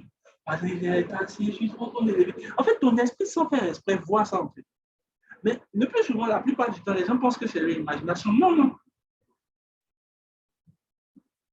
Vous êtes affecté par le chien. Donc, ça crée une vision. Donc, votre Jésus actuellement, vous aurez tendance à voir un Jésus avec des cheveux, une barbe. En fait, votre Jésus que vous voyez là est affecté par les films que vous avez vus. Ou vos anges que vous voyez aussi ont été affectés par les films que vous avez vus. Donc, quand on vous parle des anges, souvent, vous voyez depuis souvent les filles qui sont amoureuses là, un bébé, un gros ventre, et des couches, et une flèche, et puis quelques papillons ou bien des étoiles derrière. Donc, ça veut dire qu'en fait, ça a fonctionné directement votre vision. Pourtant, si vous voyez que la parole de Dieu, tout le temps, tout le temps, tout le temps, hein, ça va créer aussi un niveau de vision que vous voyez. C'est pour ça que moi, je ne suis pas trop, bon, c'est la vie de chacun. Je ne suis pas trop en train de regarder les films qui parlent trop de Jésus. Parce qu'en fait, ça crée, ça affecte votre vision. Le plus souvent, par exemple, vous n'avez jamais vu le trône. On ne montre pas vraiment le trône de Dieu dans les films. Mais vous allez voir que quand vous adorez, facilement, ça se crée dans votre esprit. Les V4 vieillards, tout ça, ça se crée dans votre esprit. C'est en fait, vous êtes sans savoir, je peux vous confirmer que vous êtes actuellement affecté par le royaume des cieux. Et en fait, c'est un transfert, c'est une transmission rediffusée que vous révélez dans votre esprit. Mais en fait, le plus souvent, vous croyez que vous avez imaginé. Tu es fort, quand tu penses que tu peux imaginer ce que je t'explique, c'est pas vrai, tu ne veux pas. Alors, vous pouvez aussi affecter votre vision par la parole de Dieu. C'est pour ça qu'en tant qu'un suiveur de Jésus, vous devez aimer la parole. Beaucoup même, plus que ce que vous voyez. Un jour, j'ai vu, il a montré Samson d'un film là, j'ai regardé, j'ai failli rire, il était au kiosque. Et Denis a attrapé la tête de Samson. En fait, Samson avait des tresses. Et puis, il était couché, elle le caressait. Et puis, elle a pris la paire de ciseaux, elle a coupé les deux tresses de Samson. C'est deux tresses. La Bible dit que, allez lire la Bible, on dit rasa la tête de Samson. Est-ce que tu connais raser? Raser, c'est dire la tournée. Mais tu vois, les films ont fait croire jusqu'à là que Samson a deux tresses comme Obélix. Et puis, on coupe les tresses. Tu vois, on ne peut pas enlever ça dans ta tête parce que c'est les films qui ont créé ça en fait. Ouais. Je vous assure, la manière dont vous voyez Jésus actuellement là, vient en fait de ce que vous voyez à la tête, pas de ce que vous voyez dans la parole. Depuis que je sais que Samson était rasé là, c'est pas quoi. On n'a pas dit elle coupe pas, on dit elle rasa. Pour aller bien lire la Bible. Tu connais les hommes quand on te dit on se rasa. Alléluia. Faites attention quand vous lisez, de peur que vous ne soyez affecté par d'autres choses que la parole de Dieu. Je prie que cela soit votre partage dans le nom de Jésus. Amen, amen, amen, amen. Que Dieu apporte cet esprit dans le nom de Jésus à quelqu'un qui est connecté au son de ma voix. Je déclare que l'esprit de la parole sera votre partage. In the name of Jesus. Il y a des personnes qui seront affectées par des visitations, des visions prophétiques. Lève la main où tu es. Lève la main droite là où tu es. Je déclare cela, je déclare cela. Je déclare que ton niveau de vision s'ouvre, ton niveau d'activation. Il y a des gens qui auront des expériences très fortes dès ce soir et au cours de cette semaine et même à tous les jours de leur vie, parce que Dieu va affecter maintenant votre niveau dans la parole de Dieu, dans les visions, dans les révélations prophétiques. Je déclare que cela soit votre partage. In the name of Jesus. Vous ne lirez plus la Bible de la même manière. Vous verrez, vous toucherez, vous contemplerez et vous entendrez directement ce que vous lirez dans le nom de Jésus. Amen, amen, amen. Dieu vous bénisse. Amen. Merci Seigneur pour ta parole.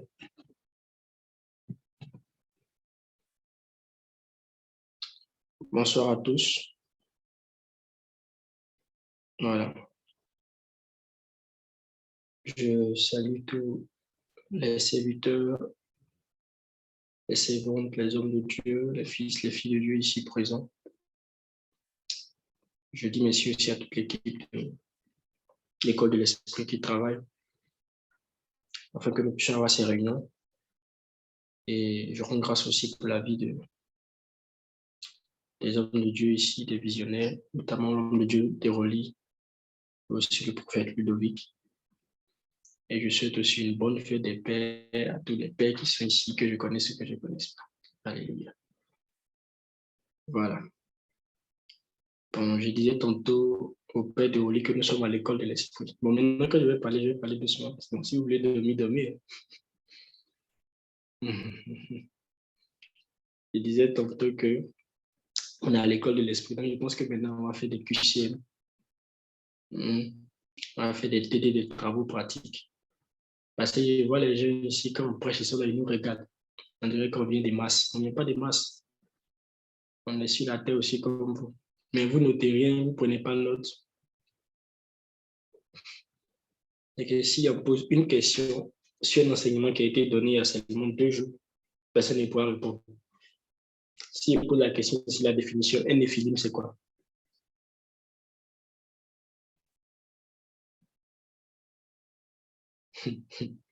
Ça réfléchit. C'est pour ça que les gens n'aiment pas activer les caméras. Activez vos caméras, s'il vous plaît. Vous qui avez activé, n'ayez pas honte. Laissez vos caméras activées. Non, oui, c'est bon, oui, tu sais que toi, tu dis. Alléluia. Voilà, je vous encourage à activer vos caméras. Vous savez, est-ce que je peux vous donner un mystère sur le fait d'activer sa caméra? Pourquoi c'est important? Est-ce que je peux dire?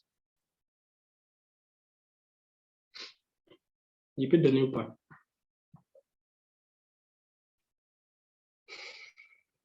Ok. Je vais vous expliquer quelque chose. En fait, vous savez, lorsqu'on fait des réunions présentielles, et parmi les manières de transmettre les choses spirituellement parlant, il y a la parole, mais il y a aussi ce qu'on appelle l'imposition des mains. OK? Mais lorsqu'on fait comme ça des activités en ligne, il y a un autre type d'imposition des mains qu'on appelle l'imposition des yeux. Je répète, on appelle ça l'imposition des yeux.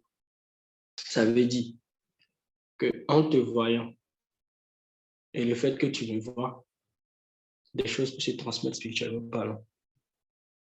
C'est pour ça qu'il ne faut pas te cacher derrière ta caméra. OK?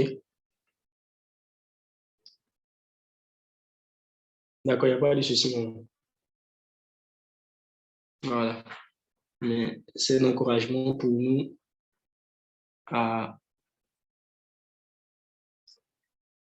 D'accord, il n'y a pas de souci. À nous préparer pour ce type de réunion. Pourquoi? Je crois que la dernière fois, lorsque je prêchais sur les 11 clés pour opérer dans le mystère de la foi, j'ai parlé de quoi? Des yeux de la foi. Et le texte que j'avais pris en Actes, le chapitre 3 ou 4, si je ne me trompe pas, c'est que lorsque Pierre et Jean voulaient guérir le paralytique, qu'est-ce qu'ils ont dit? Ah oui, ok. Qu'est-ce qu'ils ont dit?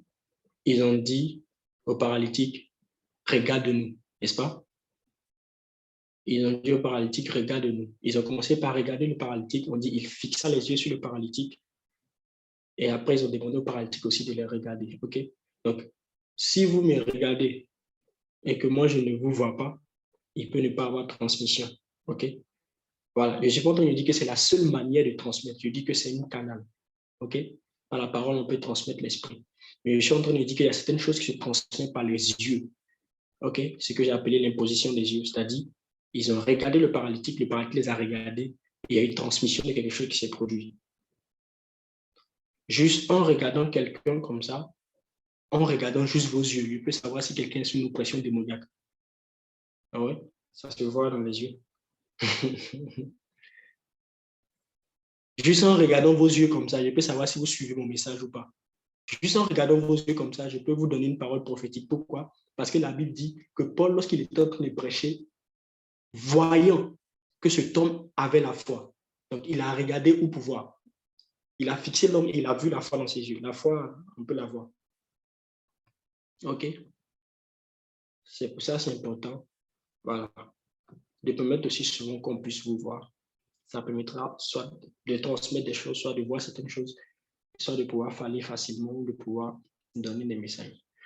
Et pendant que l'homme de Dieu était en train de prêcher, j'ai vu quelqu'un qui s'appelait Fabrice, Fabrice quoi, Bassé, quelque chose comme ça. S'il est là, que Dieu te bénisse, j'ai un message pour toi. S'il est là, il peut juste activer son micro et dire que je suis là.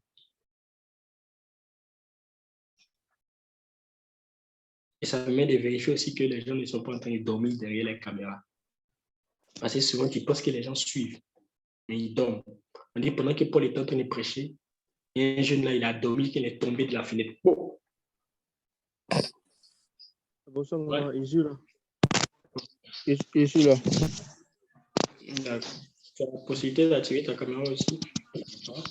Bon, Jésus, c'est un peu sur ma cause, ça, il n'est pas activé. D'accord, il n'y a pas de souci. Ça marche. Ça marche, ça marche. Donc, voilà, ça vous permet de vous mener concentré, de ne pas dormir et puis de ne pas tomber par la fenêtre comme celui-là. Mais comme Paul aimait tellement la prédication, la Bible dit que lorsqu'il est tombé, qu'il est mort, Paul allait le ressusciter pour le ramener pour qu'il continue sa prédication. Donc, même la mort n'a pas le droit d'arrêter la prédication de l'évangile. Amen. Amen. Alléluia. Amen. Père, merci pour ta grâce. Que ton nom soit béni. Nous sommes là encore ce soir pour t'écouter, pour entendre ta voix. Parle-nous, parle-moi au nom de Jésus. Alors, je vais faire deux choses rapidement. J'ai combien de minutes? 30 minutes, c'est ça, au maximum? Je vais faire deux choses rapidement, comme la fois dernière. D'accord. Je vais essayer de laisser une personne après ce que je vais dire rapidement en 10 minutes, de donner un test de la parole de Dieu qui n'a pas compris. Et puis, on va essayer de naviguer avec l'esprit de la parole, de voir comment ça s'est produit. OK, c'est bon? Voilà, c'est ce qu'on va faire maintenant. On va faire des TP pratiques. Des travaux pratiques. Voilà. Alléluia. En guise d'introduction, j'aimerais dire ceci. Je pense que le Père l'a dit en commençant, c'est que ne croyez pas que lorsqu'on vient prêcher ici, nous sommes les seuls qui sont en train de vous bénir. Vous êtes aussi source de bénédiction pour nous. OK, je répète. Lorsque nous prêchons, vous n'êtes pas bénis seulement par nous. Vous nous bénissez aussi. Vous savez pourquoi? Je vais vous donner un secret du ministère. C'est que vous vous posez la question de savoir, mais pourquoi on a toujours des messages à prêcher? On a toujours des choses à dire. Vous avez l'impression que ça ne finit pas. Ça coule toujours. Même si tu es avec moi 7 jours sur 7, je peux te prêcher toute la journée. Je n'ai pas fini de te prêcher ce qu'il y a à te prêcher. Ça n'a pas fini. En fait, les révélations ont coulé. Mais je vais vous expliquer ce qui se passe. C'est qu'en réalité, lorsque il y a une bergerie qui est là et qu'un berger a un cœur humble, Dieu ne peut que lui donner la nourriture pour la bergerie. Donc, en réalité, ce qui fait que nous avons toujours de la nourriture à vous donner, c'est parce que vous êtes en fait là. Donc, en fait, autrement dit, vous ne le savez pas, mais vos présences en fait dans les réunions nous donnent d'avoir de la nourriture en fait. C'est ce qui amène Dieu à nous donner toujours des révélations de la nourriture parce que Dieu sait que vous avez une attente. OK? C'est pour ça que ne vous connectez pas sur ces Zooms sans soif, sans attendre que Dieu vous parle parce que vous serez en train de bloquer le flot. Donc, vous ne savez pas en fait, mais vous êtes les personnes qui causent les révélations de Dieu aussi à venir chez nous. Et quand on le reçoit, on vous transmet en fait. Donc, en fait, la bénédiction n'est pas seulement unilatérale, elle est bilatérale. C'est bon? Voilà. Donc, que Dieu vous bénisse pour votre présence. Et c'est un principe aussi que je vous explique pour vous dire, en fait, tant que vous n'êtes pas prêt aussi à aller vers quelqu'un, vous n'avez pas le désir de parler de Dieu à quelqu'un, Dieu ne va jamais vous donner un message pour la personne.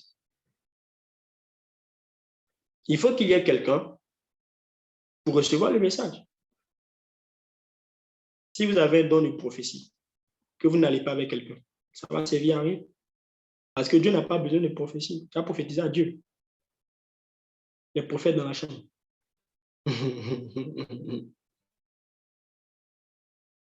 Donc, si vous voulez davantage grandir dans les choses de Dieu, il faut chercher davantage des gens à qui vous donnez des choses aussi. Parce que plus vous donnez, plus vous recevez. Plus vous donnez, plus vous recevez. Plus vous avez une grande bergerie, plus Dieu vous donnera la nourriture qu'il faut pour la bergerie.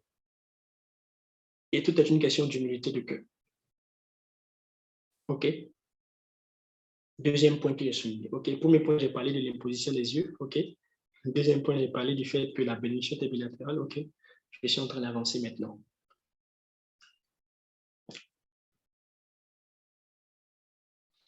Là, on a déjà parlé de l'esprit de la parole, va au travers de la parole, etc., etc. Je vais prendre une portion dans ce qu'il a dit, parlant de l'esprit de la parole, pour vous faire comprendre que une chose qui est très importante qu'il est en train de dire, c'est que il faut avoir beaucoup de sensibilité à l'esprit qui écrit la parole. D'accord? Je vais vous partager une expérience. Je crois qu'il y a de cela 3 ou 4 ans, dans une vision, j'ai été pris par Dieu et c'est comme si l'Esprit de Dieu m'a fait visiter la Genèse. OK?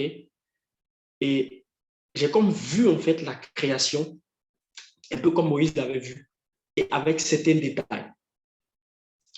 Mais lorsque je suis sorti de cette vision-là, en fait, c'est comme si j'avais tout oublié. Tout ce que je savais, c'est que j'avais visité la création. J'étais parti dans le passé. C'est tout ce que j'avais comme information. Mais tout ce que j'avais vu, j'avais complètement en fait oublié. D'accord? Et arrivé à certain moment, je vais me rendre compte d'une chose. Je vais me rendre compte en fait que en réalité, je n'ai pas oublié. C'est juste que ma mémoire naturelle ne pouvait pas télécharger toutes les informations qui étaient dans mon esprit. Écoutez-moi très bien, je vais vous expliquer quelque chose. Très souvent, vous qui êtes ici et qui avez une grâce souvent d'entendre facilement Dieu dans mes songes, dans mes visions, et vous avez, il y a beaucoup de personnes qui vont se dire, je sais que j'ai fait les songes, mais je ne me rappelle pas de ça. Est-ce que ça arrive à quelqu'un ici? Je sais que j'ai fait le songe, mais je ne sais pas. J'ai oublié complètement le songe. Ou j'ai vu des choses, mais je ne sais plus en fait. Je vais vous expliquer. En fait, c'est que il y a ce qu'on appelle la mémoire de l'esprit et ce qu'on appelle la mémoire de l'âme.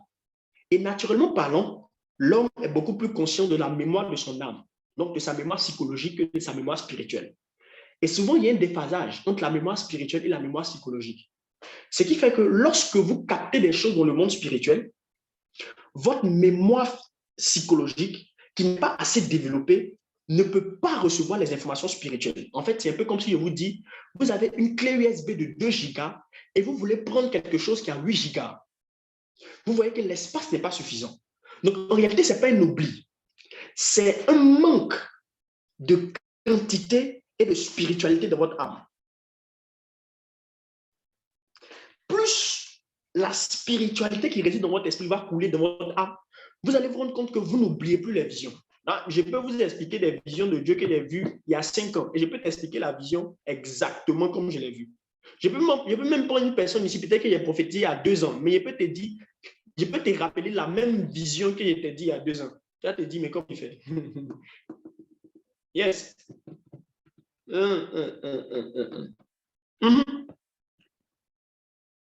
Pourquoi? Parce que j'ai développé ma spiritualité et ce qu'on appelle la mémoire prophétique. J'ai développé en fait ma capacité à quoi? À recevoir les choses de l'esprit. Ça veut dire quoi? C'est pour ça que je vais vous expliquer maintenant un mystère que les gens ne comprennent pas. Le parler en langue fait partie des choses qui développent en fait la capacité de pouvoir télécharger les choses qui sont dans votre esprit, dans votre âme. Pourquoi? Parce que lorsque vous parlez en langue, vous parlez un langage spirituel. Et votre âme ne comprend pas, votre intelligence est stérile. Donc en fait, en parlant en langue, vous êtes en train d'habituer votre âme à la spiritualité. OK? Vous êtes enfin en train de télécharger des données spirituelles dans votre âme. Et plus vous vous développez en fait à ce niveau, plus vous allez vous rendre compte que quand vous avez une vision, quand vous avez une songe, ou bien quand vous avez une révélation, ça va rester. Regardez, la majorité de mes messages que j'ai, je les ai écrits nulle part. Tout est dans mon esprit. Et ça peut sortir au moment quand j'en ai envie. Maintenant, si tu me donnes un thème, tout à l'heure, ça va couler. Tout est dans mon esprit. Je n'ai pas de feuilles, je n'ai pas de cahiers. Tout est dans mon esprit. Et mon âme peut arriver à me télécharger, en fait, parce que mon âme est montée dans la spiritualité. OK? Donc, je suis en train de vous donner un secret. Développez beaucoup plus la prière en langue. En fait, vous savez pourquoi les chrétiens n'aiment pas prier beaucoup en langue? Ils aiment beaucoup prier dans la langue intelligible parce qu'ils ont besoin d'être conscients de leurs problèmes, en fait. C'est-à-dire que quand il prie en langue, il ne sait pas ce qu'il dit. Donc, il doit prier un peu en français parce qu'il doit quand même dire, Dieu, je veux l'argent là. Mais il sait que quand il est en train de prier en langue là, et c'est en langue là, c'est l'argent qu'il est en train de demander à Dieu.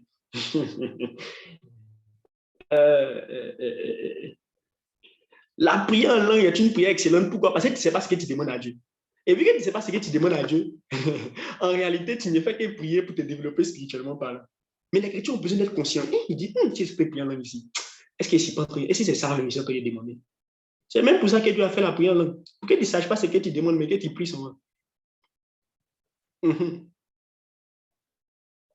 Et plus tu développeras ce type de prière, plus ton âme, qui est stérile dans son intelligence, va commencer à s'élargir et être capable de recevoir les données spirituelles. Donc, même un songe que tu as fait il y a 3 ans, 4 ans, tu peux te rappeler de ça aujourd'hui. Yes. Le défaut, ce n'est pas ton esprit. C'est qu'en réalité, tu n'as pas oublié. C'est que l'information est dans ton esprit, mais ton âme, en fait, a une capacité limitée, où ton âme, en fait, est chargée par beaucoup de choses. OK? Ton âme est chargée par des pensées, est chargée par toutes sortes de paroles bizarres. Donc, le flot spirituel ne peut pas couler. Donc, plus tu développes ton âme dans les choses de l'esprit, plus tu débarrasses ton âme des choses charnelles, plus les choses de l'esprit vont couler facilement. OK?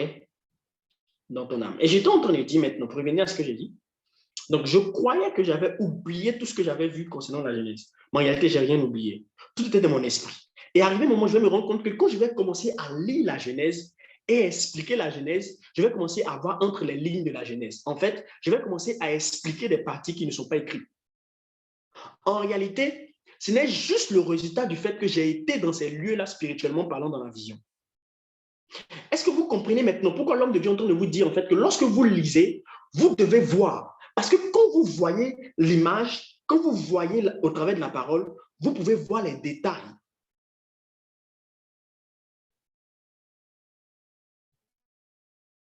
Vous pouvez voir les détails des choses qui ne sont pas directement écrites.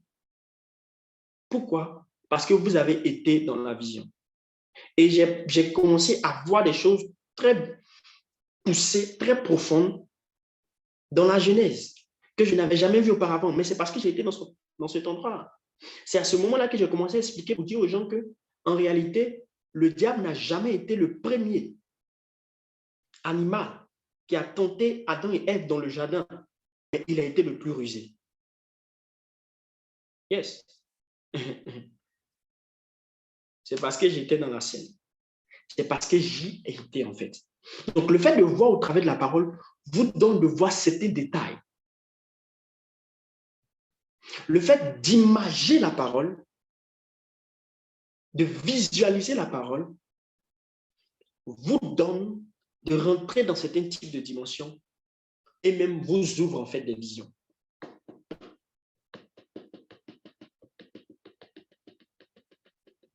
Il y a des moments où quand je veux voir dans le monde spirituel, je me mets à lire la Bible. Parce que les paroles de l'Écriture sont des esprits, sont spirituels. Et ça m'ouvre des visions. Il y a des fois où je suis en train de lire comme ça, et on dit, le roi Belshazzar fit ça. Et pendant que je lis, paf, je suis en libre d'esprit et je me retrouve dans la scène, je suis en train de voir. Parce que les paroles de la Bible sont spirituelles et transportent dans des dimensions. OK? Maintenant, je voulais parler de l'aspect de l'esprit de la parole pour vous faire comprendre que l'esprit de la parole vous fera quoi? Vous fera comprendre même des choses à une vitesse plus rapide que ce que vous lisez. OK? Ça veut dire, vous lisez juste un texte qui est là, qui est simple. Mais quand vous avez l'esprit de la parole, en fait, vous allez au-delà de ce que vous lisez et vous lisez entre les lignes. Je vais vous expliquer ça pour un cas pratique. Et en fait, ce n'est même pas juste lorsque vous lisez la Bible, lorsque vous écoutez un message qui est spirituel, lorsque vous écoutez un enseignement, je vous dis, vous avez commencé à développer votre niveau de spiritualité lorsque quelqu'un prêche et vous arrivez à avoir des révélations sur ce qu'il est en train de dire, vous poussez. Si lorsqu'on vous prêche, vous n'entendez que la voix de celui qui est en train de dire, vous n'entendez pas loin, c'est que vous n'avez pas encore l'esprit de la parole. Parce que l'esprit de la parole est un peu comme un esprit prophétique qui vous donne en fait d'aller vite, de monter comme sur les paroles et de percevoir d'autres choses qu'il n'est pas en train de dire. Je vais vous expliquer quelque chose. Pendant que l'homme de Dieu déroulé était en train de parler tout à l'heure, j'ai reçu beaucoup de révélations. C'est pour ça souvent quand il dit « je coule dans son esprit », je peux venir ici et puis il va me dire de prêcher. Je n'ai préparé aucun message.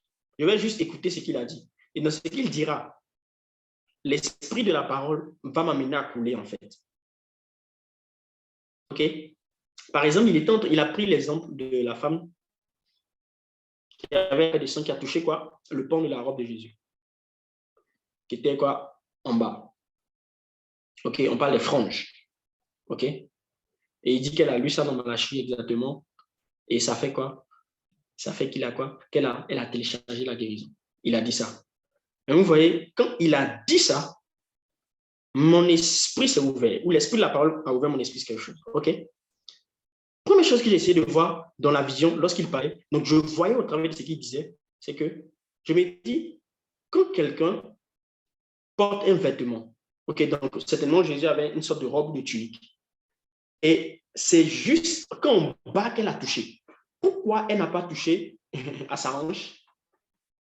OK? Pourquoi elle n'a pas touché une autre partie de sa tunique, mais pourquoi elle a juste touché le bas?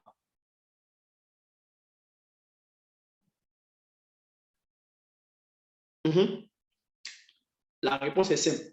Parce que Malachie a dit que la guérison se trouve ça sur les franges. OK? D'accord? Maintenant, la véritable question que vous devez vous poser pour aller un peu plus loin, c'est pourquoi la guérison est au niveau des franges? Et qu'est-ce que ça signifie d'être au niveau des franges? Pourquoi la guérison n'est pas au niveau de la hanche, n'est pas peut-être au niveau des genoux, n'est pas peut-être au niveau des épaules, sur le vêtement, mais la guérison se trouve juste en bas, un peu plus en bas. OK.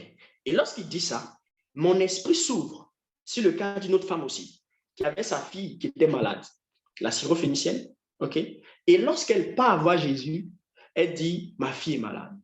Et Jésus lui dit que je ne suis pas venu, je suis venu que pour les brebis, OK, égarées de la maison d'Israël.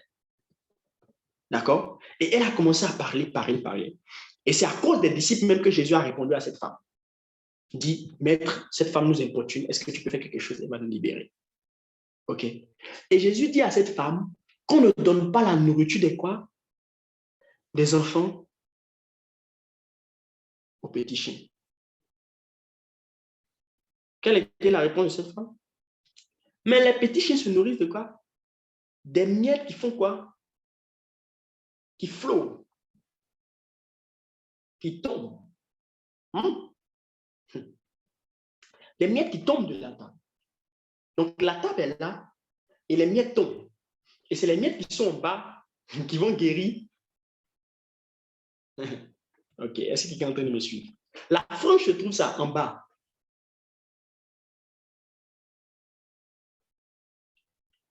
Les miettes qui quittent la table doivent tomber pour qu'ils soient quoi? Bon, pour qu'ils soient des miettes, on va dire ici.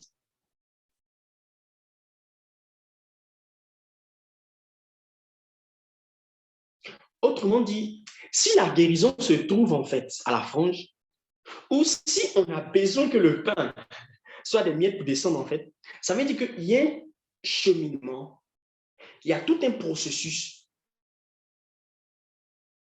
pour que ça arrive jusqu'en bas. Quand on dit l'huile coule depuis la tête d'Aaron et descend dans sa barbe et descend ses vêtements jusqu'à là, ça veut dire que le produit fini de l'onction, c'est la guérison. You don't get it. Quand l'huile commence à couler de la tête de Dieu, là, Je vais expliquer ça d'une autre manière. Je ne l'ai pas compris avant. Je l'ai compris quand il était expliqué. Je vais vous expliquer en fait.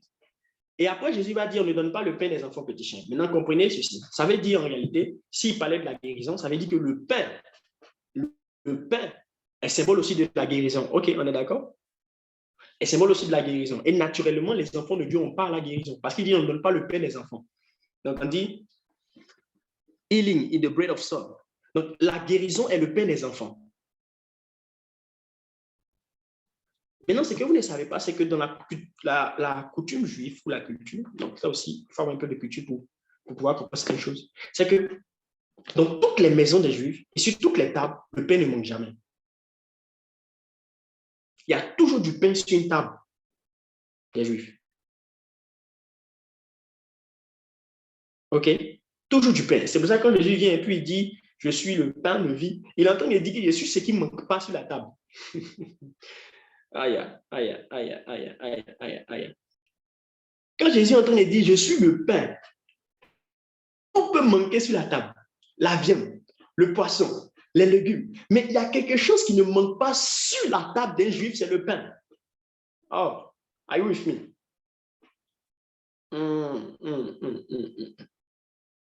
Maintenant, le pain ne manque jamais sur la table des qui? Des juifs. Et autre chose, c'est que le pain est comme l'introduction. Pour ceux qui ont déjà été même dans des pays arabophones, un peu du Maghreb, vous allez vous rendre compte qu'ils aiment aussi beaucoup le pain. Et puis le pain, c'est comme l'introduction de tout. OK? C'est un peu l'introduction de tout. C'est parce qu'en fait, les Arabes, ils tirent un peu les origines aussi des Juifs. OK? Ismaël qui est descendant et tout. Et après, même Mahomet qui a amené la religion islamique, il a grandi avec des Juifs. Et j'ouvre une parenthèse, ce n'est pas comme il a dit ici. En réalité, le livre sacré qu'on appelle le Coran, qui dit avoir reçu directement des anges. En réalité, quand on poursuit les études, on se rend compte qu'en fait, c'est la Bible qu'il a étudiée parce qu'il a été beaucoup avec des Juifs et qu'il a pris certaines parties et il y a d'autres parties en fait qu'il a modifiées. C'est pour ça que vous allez entendre les musulmans vous dire que la Bible, le livre se ressemble beaucoup. Il a grandi en fait avec des Juifs, Mahomet. Qu'il y a beaucoup de parties, oui, il a grandi avec eux. Mais le message central qui est la mort et la résurrection de Jésus, c'est ça qui a été enlevé. Et c'est ça la doctrine des démons. C'est qu'une doctrine des démons, c'est qu'elle commence toujours par dire des choses qui sont vraies. Mais elle va enlever le message central. OK? Et j'ouvre une parenthèse dans la parenthèse pour vous dire ceci. Vous savez, il y a une chose qui fait que je ne vais jamais douter du christianisme et de la parole de Dieu, c'est que la parole de Dieu est le seul livre qui ne parle pas des autres livres.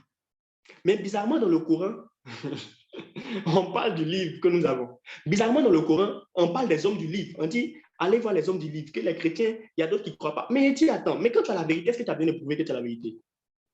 Pourquoi le Coran parle de Issa, mais pourquoi la Bible ne parle pas de Mahomet? Parce que la Bible n'a pas besoin de parler d'autres personnes que de parler de Christ et de Dieu.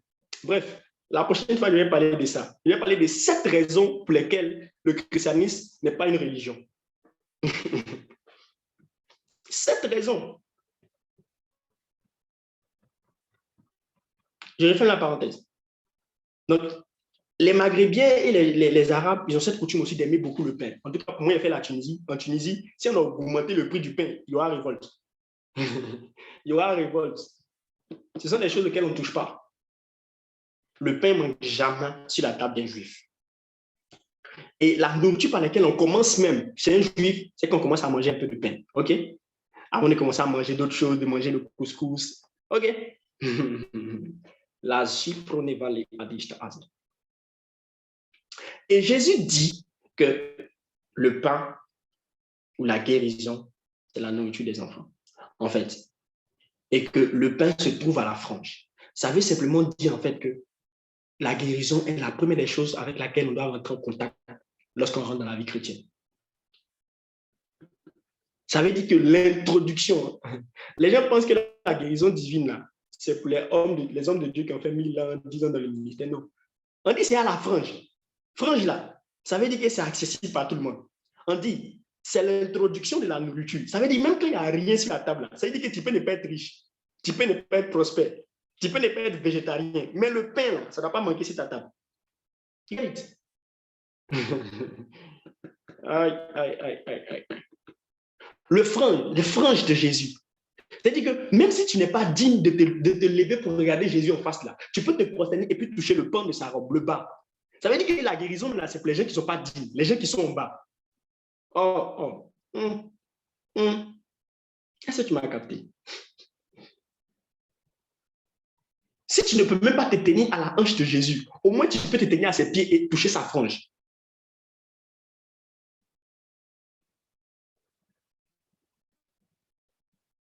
Même si tu n'as rien sur ta table à manger, au moins il y a une seule chose que Dieu ne peut pas t'empêcher d'avoir, c'est la guérison. Parce qu'il y a une seule chose que tu ne peux pas manquer sur la table.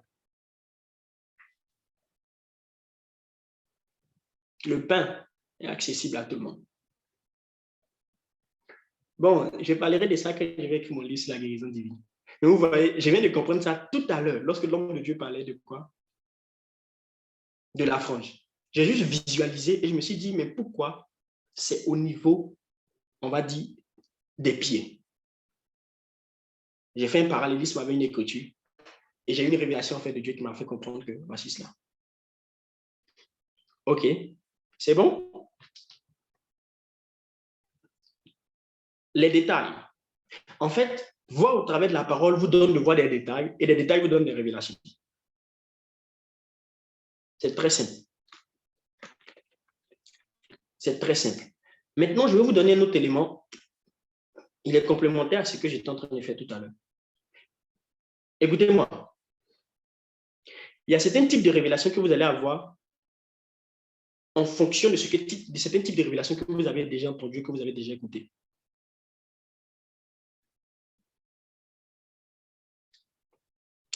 Je répète.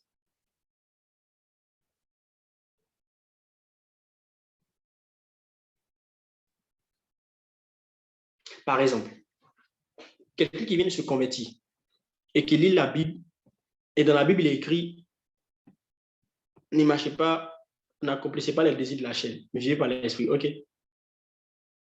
La première réaction qu'il va avoir par rapport à ce passage, c'est qu'il sera troublé. Vous savez pourquoi? Parce qu'on parle de la chair. Il ne sait pas la chair, c'est quoi? Dis-moi, est-ce que comment tu es devenu chrétien, tu as lu la Bible, tu as vu le mot chair, tu comprenais? Tu croyais que c'était viande qui était sur ton corps, c'était ça la chair? Oui ou non? Bon, la chair, qui va me définir la chair? Mais quand ils sont en train de parler, il y a l'impression que les gens pensent que c'est quoi la chair?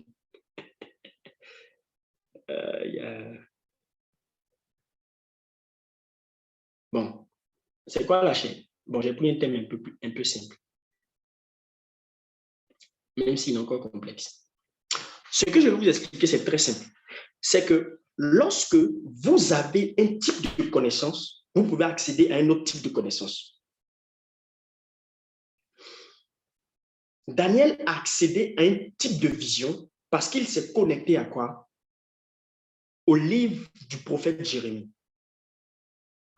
Plus vous emmagasinez une connaissance, plus vous attirez d'autres connaissances. Parce que c'est comme si ces connaissances-là sont un support qui vous amène vers d'autres connaissances, en fait.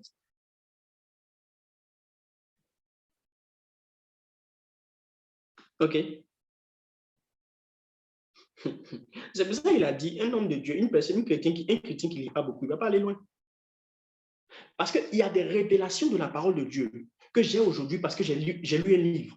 Et après avoir lu ce livre, quand j'ai lu la Bible, en fait, la Bible a commencé à devenir différente pour moi. Pourquoi? Parce qu'il y a des notions qui se sont quoi, ajoutées. Je vais vous expliquer, je vais vous prendre un cas pratique. Lors de Joe Watchman, qui est l'un de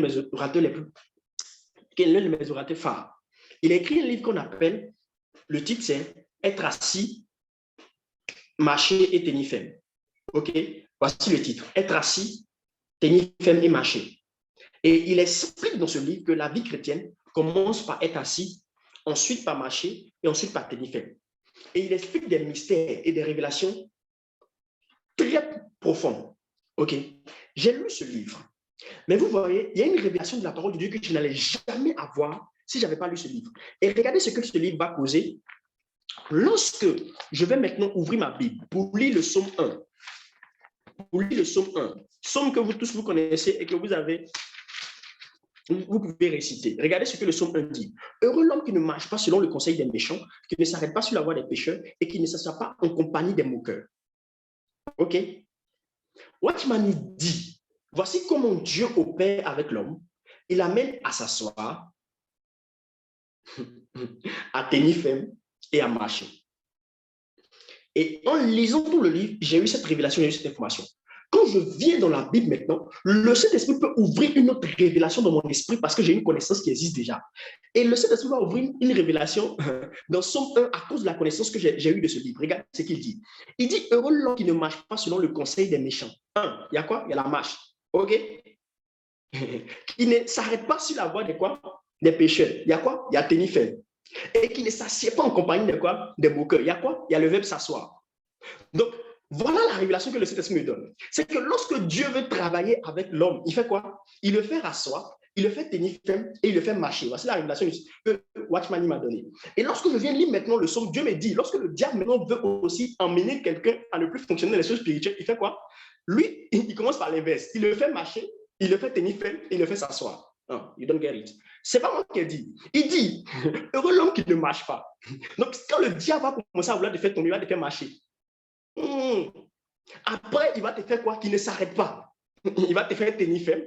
Et après, il va te faire quoi? Qui ne s'assoit pas. La finalité, c'est que tu t'assois en compagnie des moqueurs. My God. Mais lorsque Dieu, lui, veut te faire fonctionner, il te fait rasseoir, il te fait tenir ferme et ensuite il te fait marcher. You don't get it. C'est étrange ce qu'il dit. C'est la Bible, c'est pas moi. J'ai l'impression que les gens ne comprennent pas ce qu'il dit.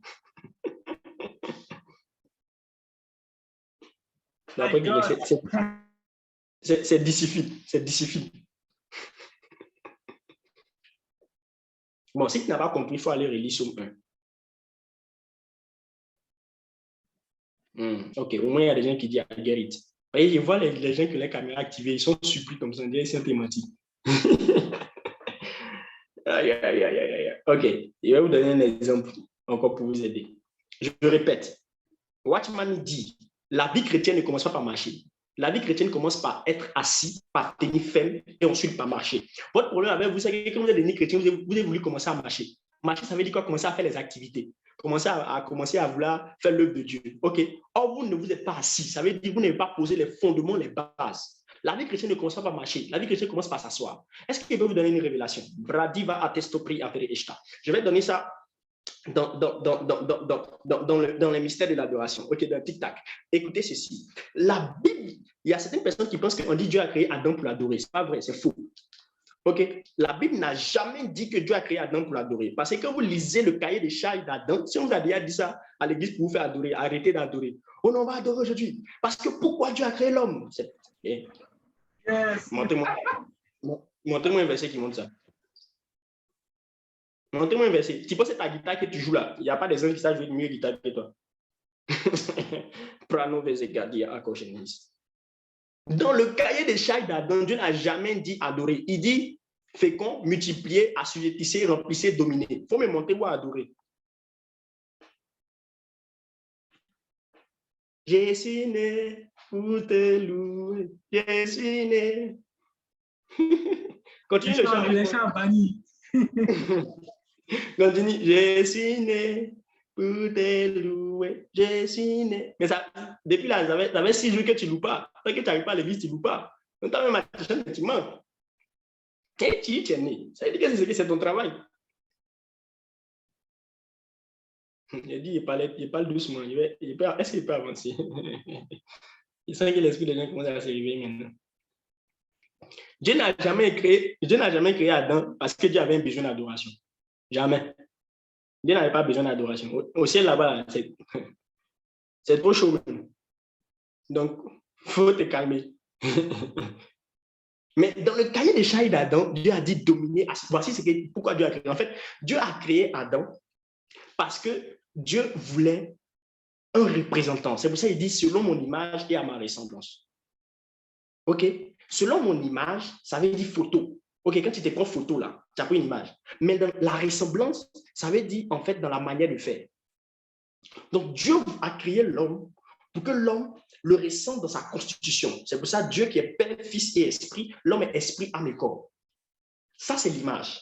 Maintenant, la ressemblance, c'est le mode opératoire. Donc, l'homme devait être celui qui avait quoi? Le gouvernement, le gouvernail de la terre. Il devait gouverner, il devait avoir une parole créatrice, il devait nommer. C'est pour ça que vous allez remarquer que quand Dieu a créé, Dieu dit, on dit il appela la lumière jour, il appela les ténèbres nuit. OK. Donc, à chaque fois que Dieu créait, qu'est-ce qui se passait? Dieu nommait. D'accord. À chaque fois que Dieu créait, Dieu nommait. Le pouvoir de donner des noms. Il a donné des noms à chaque chose. Mais lorsqu'il a créé l'homme, il a laissé l'homme de nommer les animaux. Pourquoi? Parce que Dieu venait de créer un représentant qui pouvait faire ce qu'il était en mesure de faire. Maintenant, dans quelle partie de la vie là-dedans que l'adoration se situe? Suivez-moi très bien, sinon vous n'allez pas capter. Dieu a créé en 6 jours. OK? Le 7e jour, il s'est reposé. C'est bon?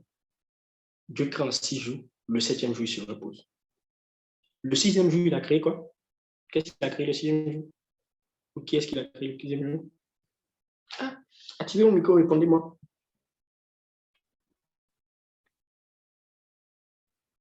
Non, même ça, quand vous doutez. OK. Le 6e jour, il a créé l'homme. Suivez-moi très bien. Donc, Dieu crée pendant 7 jours. Il crée 6 jours. Il se repose le 7e jour. Le 6e jour, il crée l'homme. Maintenant, avec un peu de mathématiques et d'arithmétique et de logique, vous allez vous rendre compte que le 7e jour pour Dieu était le premier jour pour l'homme.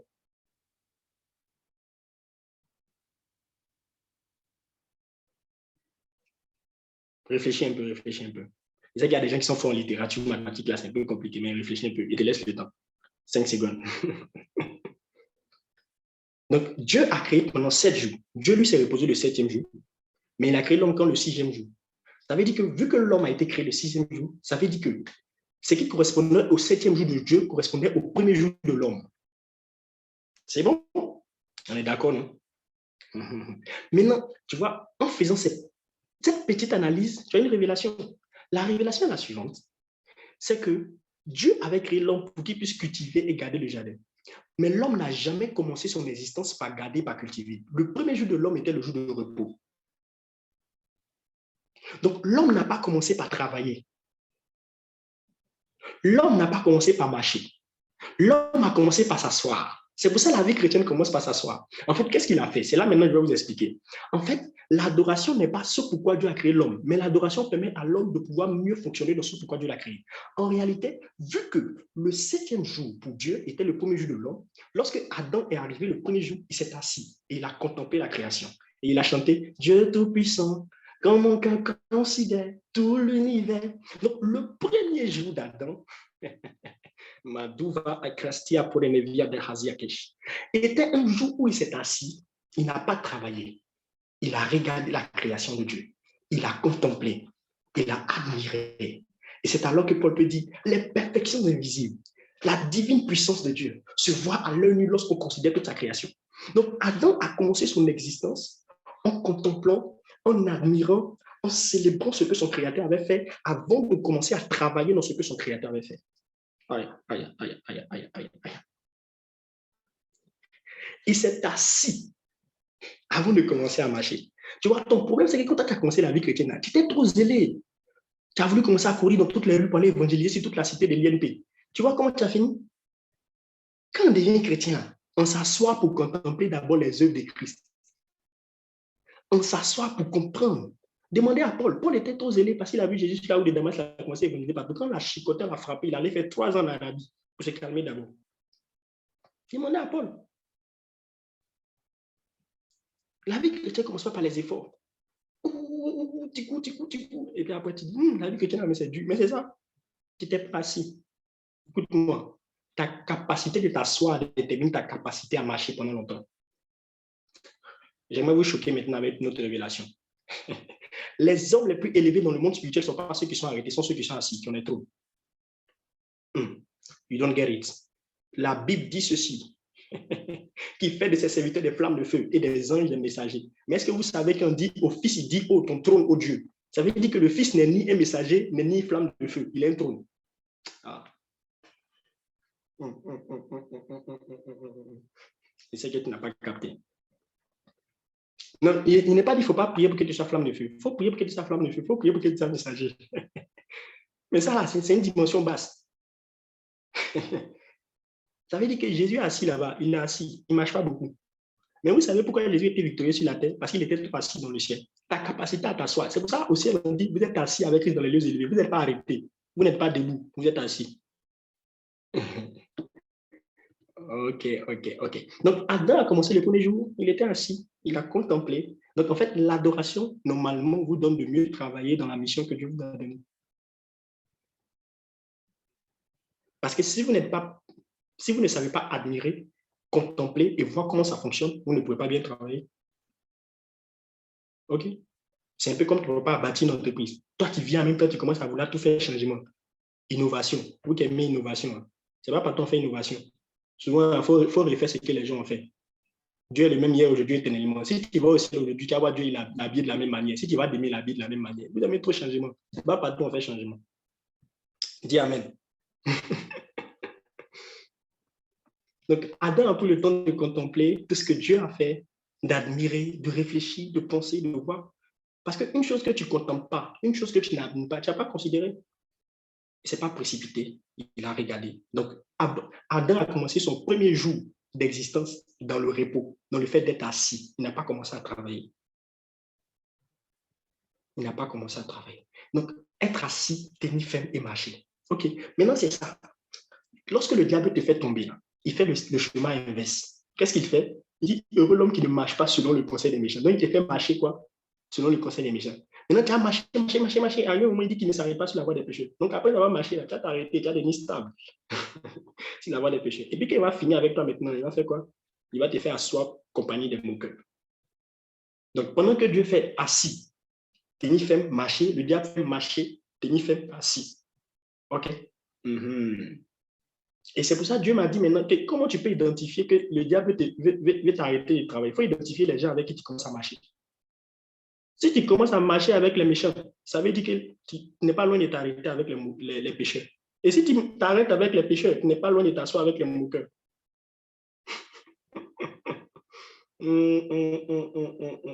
Dis avec moi 3 catégories de personnes à identifier. Les méchants, les pécheurs, les moqueurs. Écris ça, ça va t'aider.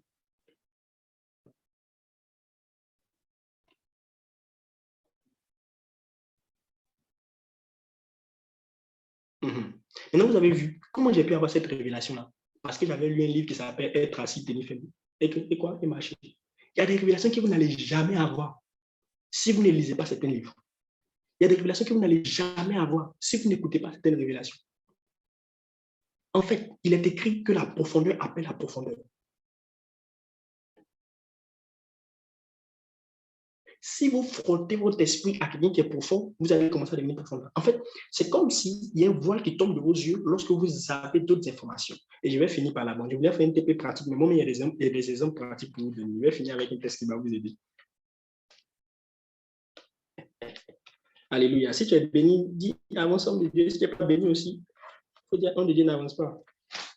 Tout contrairement, il prêche. C'est pas toi qui as payé ma connexion. Donc, tu ne peux pas me dire d'arrêter de prêcher.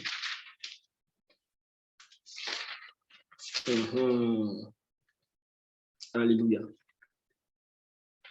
Donc, qui connaît l'histoire d'Agar dans la Bible? Agar. Qui connaît Agar? Qui ne connaît pas Agar ici? Maintenant, il a posé des questions. Qui ne connaît pas Agar ici? Parce que souvent, il y a les gens aussi, même là, on parle. Lui-même, la Bible, c'est dessin animé, c'est moi qui regarde. Donc, il ne sait même pas ce qu'il dit. Mais dessin animé, là, sérieusement, Dieu ne peut pas te donner une révélation sur dessin animé. Dieu te donne une révélation sur la parole. Dessin animé où on dit Moïse n'avait pas bâton, Moïse avait épée. Comment Dieu peut te donner une révélation comme ça? Oui. J'ai vu ça dans un dessin animé. Quand Moïs est en train de diviser la mer rouge, on dit Pharaon est retour derrière lui. Il faut voir Moïse et Pharaon, ils ont épée, ils sont en train de se battre. Et puis, il y a quelqu'un qui a venu prêcher là-bas aussi. L'épée de Moïse. Et puis, c'est un thème comme ça que vous aimez. L'épée de Moïse. D'accord? Il faut prendre l'épée de Moïse. Il ne faut pas prendre l'épée de la parole, il faut prendre l'épée de Moïse.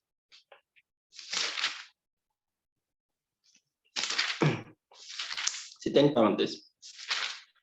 Mais il faut connaître la parole, pardon. Il faut te discipliner, au moins il faut lire un peu la Bible. Parce que Dieu ne peut pas te parler tant que tu connais. Il y a des histoires que tu ne connais pas. Et tu as su. S'il dit, ici là même maintenant, on doit venir faire quiz biblique. Qui était le papa d'Abraham? Il y a des gens qui ne connaissent pas son nom. On dit, il faut citer seulement les 12 fils de Jacob. Il y a des gens qui ne connaissent pas. Bon, ça même, c'est tout compliqué. Jésus est né où encore? Il ne sait pas. Nazareth, Bethléem, il ne sait pas. Maintenant, toi, tu es quel type de révélation? Révélation bonne dessinée. Il faut au moins connaître un peu la parole de Dieu. Si un témoin de Jéhovah te prend dans la rue, c'est pour lui dire, hey, il est venu appeler l'homme de Dieu de Oli. Toi, tu es chrétien, tu ne es pas chrétien. Non, mais je suis sérieux. Il y a des gens qui ne connaissent pas Agar. Il faut dire, tu es ici, tu ne connais pas Agar, c'est qui? Maintenant, tu vois tout ce qu'il a dit, tu ne vas pas comprendre. Mais bon, je vais expliquer un peu. Donc, Agar, comme la maman l'a dit, c'était la servante de qui? D'Abraham. OK?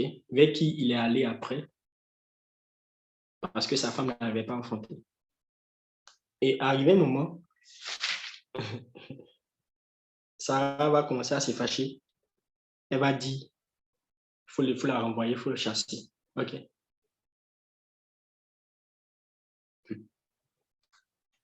Et Dieu va dire à Abraham, il faut faire comme ta femme demande. Donc, on est dans Genèse 21, verset 14. Quand Abraham se leva de bon matin, il prit du pain et une loupe d'eau qu'il donna à Agar. Et, bon, ok, on dit mon temps est fini. Donc, que Dieu vous bénisse.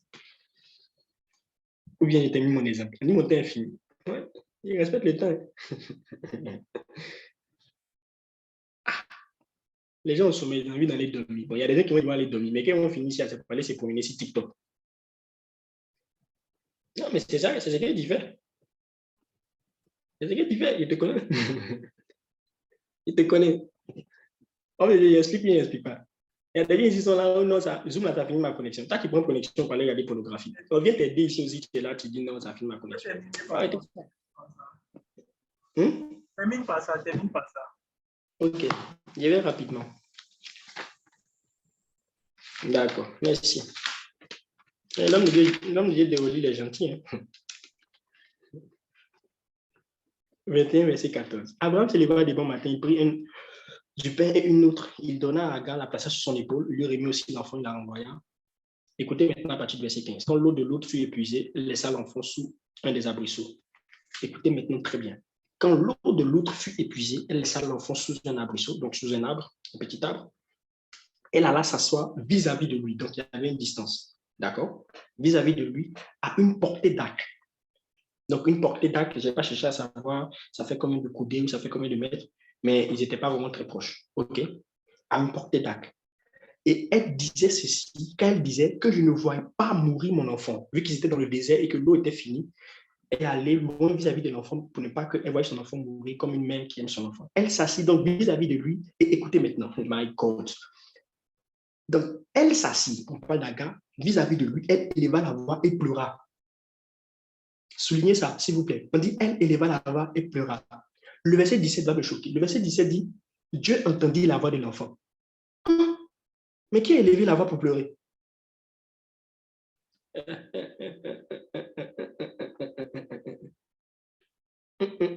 Est-ce que tu as suivi la lecture d'abord? Parce que si tu as suivi la lecture, tu as compris ce qui sont tes copains.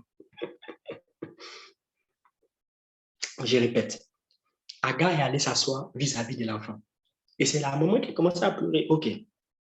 On dit, elle éleva la voix, elle pleura. Maintenant, on dit, Dieu entendit la voix de l'enfant. Mais c'est bizarre. C'est la maman qui est en train de pleurer et on dit, c'est la voix de l'enfant qu'elle entend. What is wrong? Est-ce qu'il peut donner la révélation? Tu vois, c'est les genres de choses comme ça que tu ne fais pas attention dans ta Bible. C'est pour ça que tu ne comprends pas. Toi, tu lis seulement pour finir. Moi, je ne lis pas la Bible pour finir. Je lis pour comprendre. Tu vois, si je m'assois avec toi et puis je lis la Bible, là, lisons Genèse 21. En 30 minutes, là, je dis, tu es arrivé où? Genèse 23. Dieu t'a dit quoi? Dieu ne m'a rien dit. Je me demande, tu es arrivé où? Moi, je dis, ici encore, il y a lu seulement 2 versets. Dieu m'a dit quoi? Il y a tout un enseignement qui est sorti. Tu vois la différence? Toi, tu lis la Bible pour finir. Tu ne lis pas la Bible pour comprendre. Tu lis la Bible pour pouvoir dire à ton reste, il lit la Bible, mais il faut continuer comme ça. Tu penses que C'est pour cocher. Il y a une grille au ciel là-bas où on coche. J'ai lu la Bible. J'ai lu la Bible. J'ai lu la Bible. Continue comme ça. Dieu entendit la voix de l'enfant. Donc, c'est sa maman qui pleure, mais Dieu entend la voix de l'enfant. Say with me, mystery. Dis avec moi, mystery. Mystery. Oh, j'aime la parole de Dieu. Donc, Dieu entendit la voix de l'enfant alors que c'était la maman qui pleurait.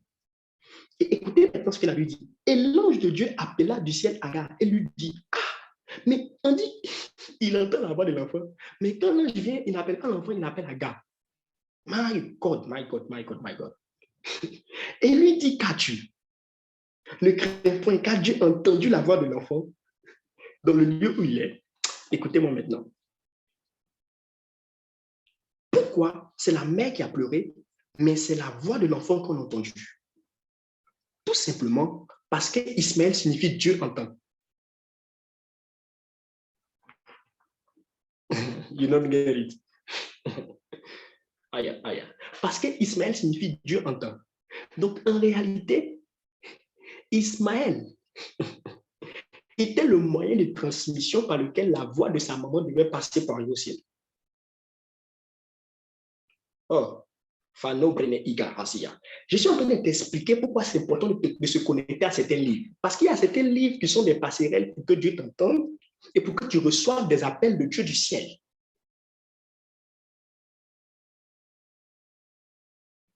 Ça veut dire, aussi longtemps que Ismaël n'était pas avec Agar, Dieu n'allait jamais parler. Oh. Mais ça, ce n'est pas la partie qui me choque. Je vais avancer encore, vous allez voir. Donc l'ange dit, lève-toi, prends l'enfant. Écoutez, elle était dans le désert avec son enfant. Elle avait soif, ils allaient mourir. Mais regardez ce qui se passe. Strong. Lève-toi, prends l'enfant, saisis-le de ta main, car je ferai de lui une grande action. Et écoutez ce qu'il avait dit au verset 19. Et Dieu lui ouvrit les yeux, il vit un puits d'eau. My God. La supreme viga atosta pali negiasus abigadai.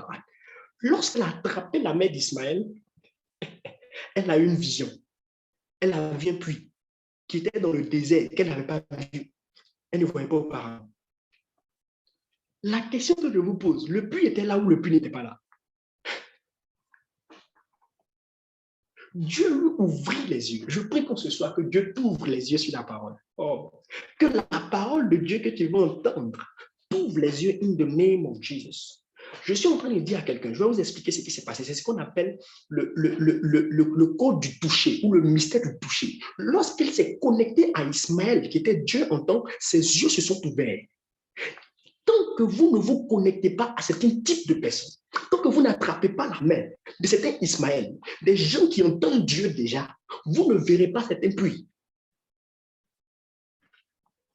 You don't get it. I speak to the wrong people. Malo fere ikano apresteki yatahasis. Lero amesta prine ver iakushta prende dias. Oh, leno faliga digazia. Lorsque j'ai attrapé la main de Watchman, j'ai commencé à avoir des puits de la révélation de la parole de Dieu. Lorsque j'ai attrapé la main du Père de Roli, j'ai commencé à avoir des puits de la révélation de la parole de Dieu. Lorsque tu attraperas la main de quelqu'un qui entend déjà Dieu, tes yeux vont s'ouvrir pour voir des choses que tu n'avais pas l'habitude de voir. Mais ton problème, c'est que toi, tu dis que tu as le Saint-Esprit. Donc, tu peux tout voir toi seul. Tu peux tout entendre toi seul. Tu peux tout comprendre. Écoute-moi, je vais te dire quelque chose. Quand tu es né enfant, là, tu avais aussi un cerveau comme tous les humains ont un cerveau. Mais le cerveau que tu avais là, ça ne t'a pas empêché d'aller toucher le feu, puis le feu t'a brûlé. Est-ce que tu m'as compris? Ça veut dire que quand tu es devenu chrétien aussi, là, tu as eu le Saint-Esprit comme tout le monde. Mais le Saint-Esprit n'est pas développé au niveau où il peut tout te donner. Tu as besoin de quelqu'un qui va t'instruire. Un enfant, pourquoi il touche le feu et le feu le brûle? Ce n'est pas parce qu'il n'a pas des yeux. Mais c'est que ses yeux sont ouverts, mais il est encore un aveugle. Agar, ses yeux étaient ouverts, même il était encore aveugle. Lorsqu'elle s'est connectée à Dieu entend, est-ce que ce petit enfant-là, il avait quel âge? En fait, juste son nom faisait qu'il était transporteur d'atmosphère et de spiritualité. Je prie que Dieu te donne de te connecter à des gens qui vont ouvrir tes yeux. Lève la main droite et dis, Seigneur, connecte-moi à des Ismaël au travers desquels tu peux entendre ma voix, au travers desquels je peux entendre ta voix. Parce qu'Ismaël était une passerelle. On dit, elle pleura, mais Dieu entendit la voix de l'enfant. Que Dieu mette des Ismaël sur ton chemin, qui vont te donner d'entendre plus la voix de Dieu, qui vont te donner de te comprendre plus. Et regarde, on se soit pris une résolution chaque mois d'acheter un livre chrétien, d'acheter un livre chrétien, d'acheter un livre chrétien et de commencer à lire.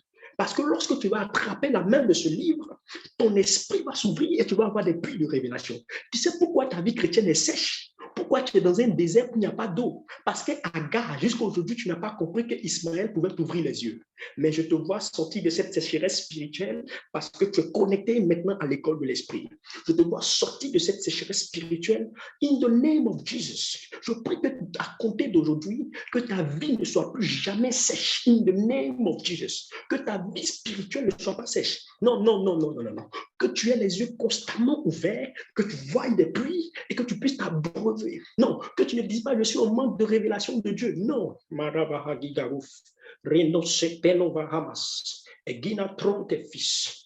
Thank you, Lord Jesus. Que Dieu vous bénisse. Que Dieu vous bénisse.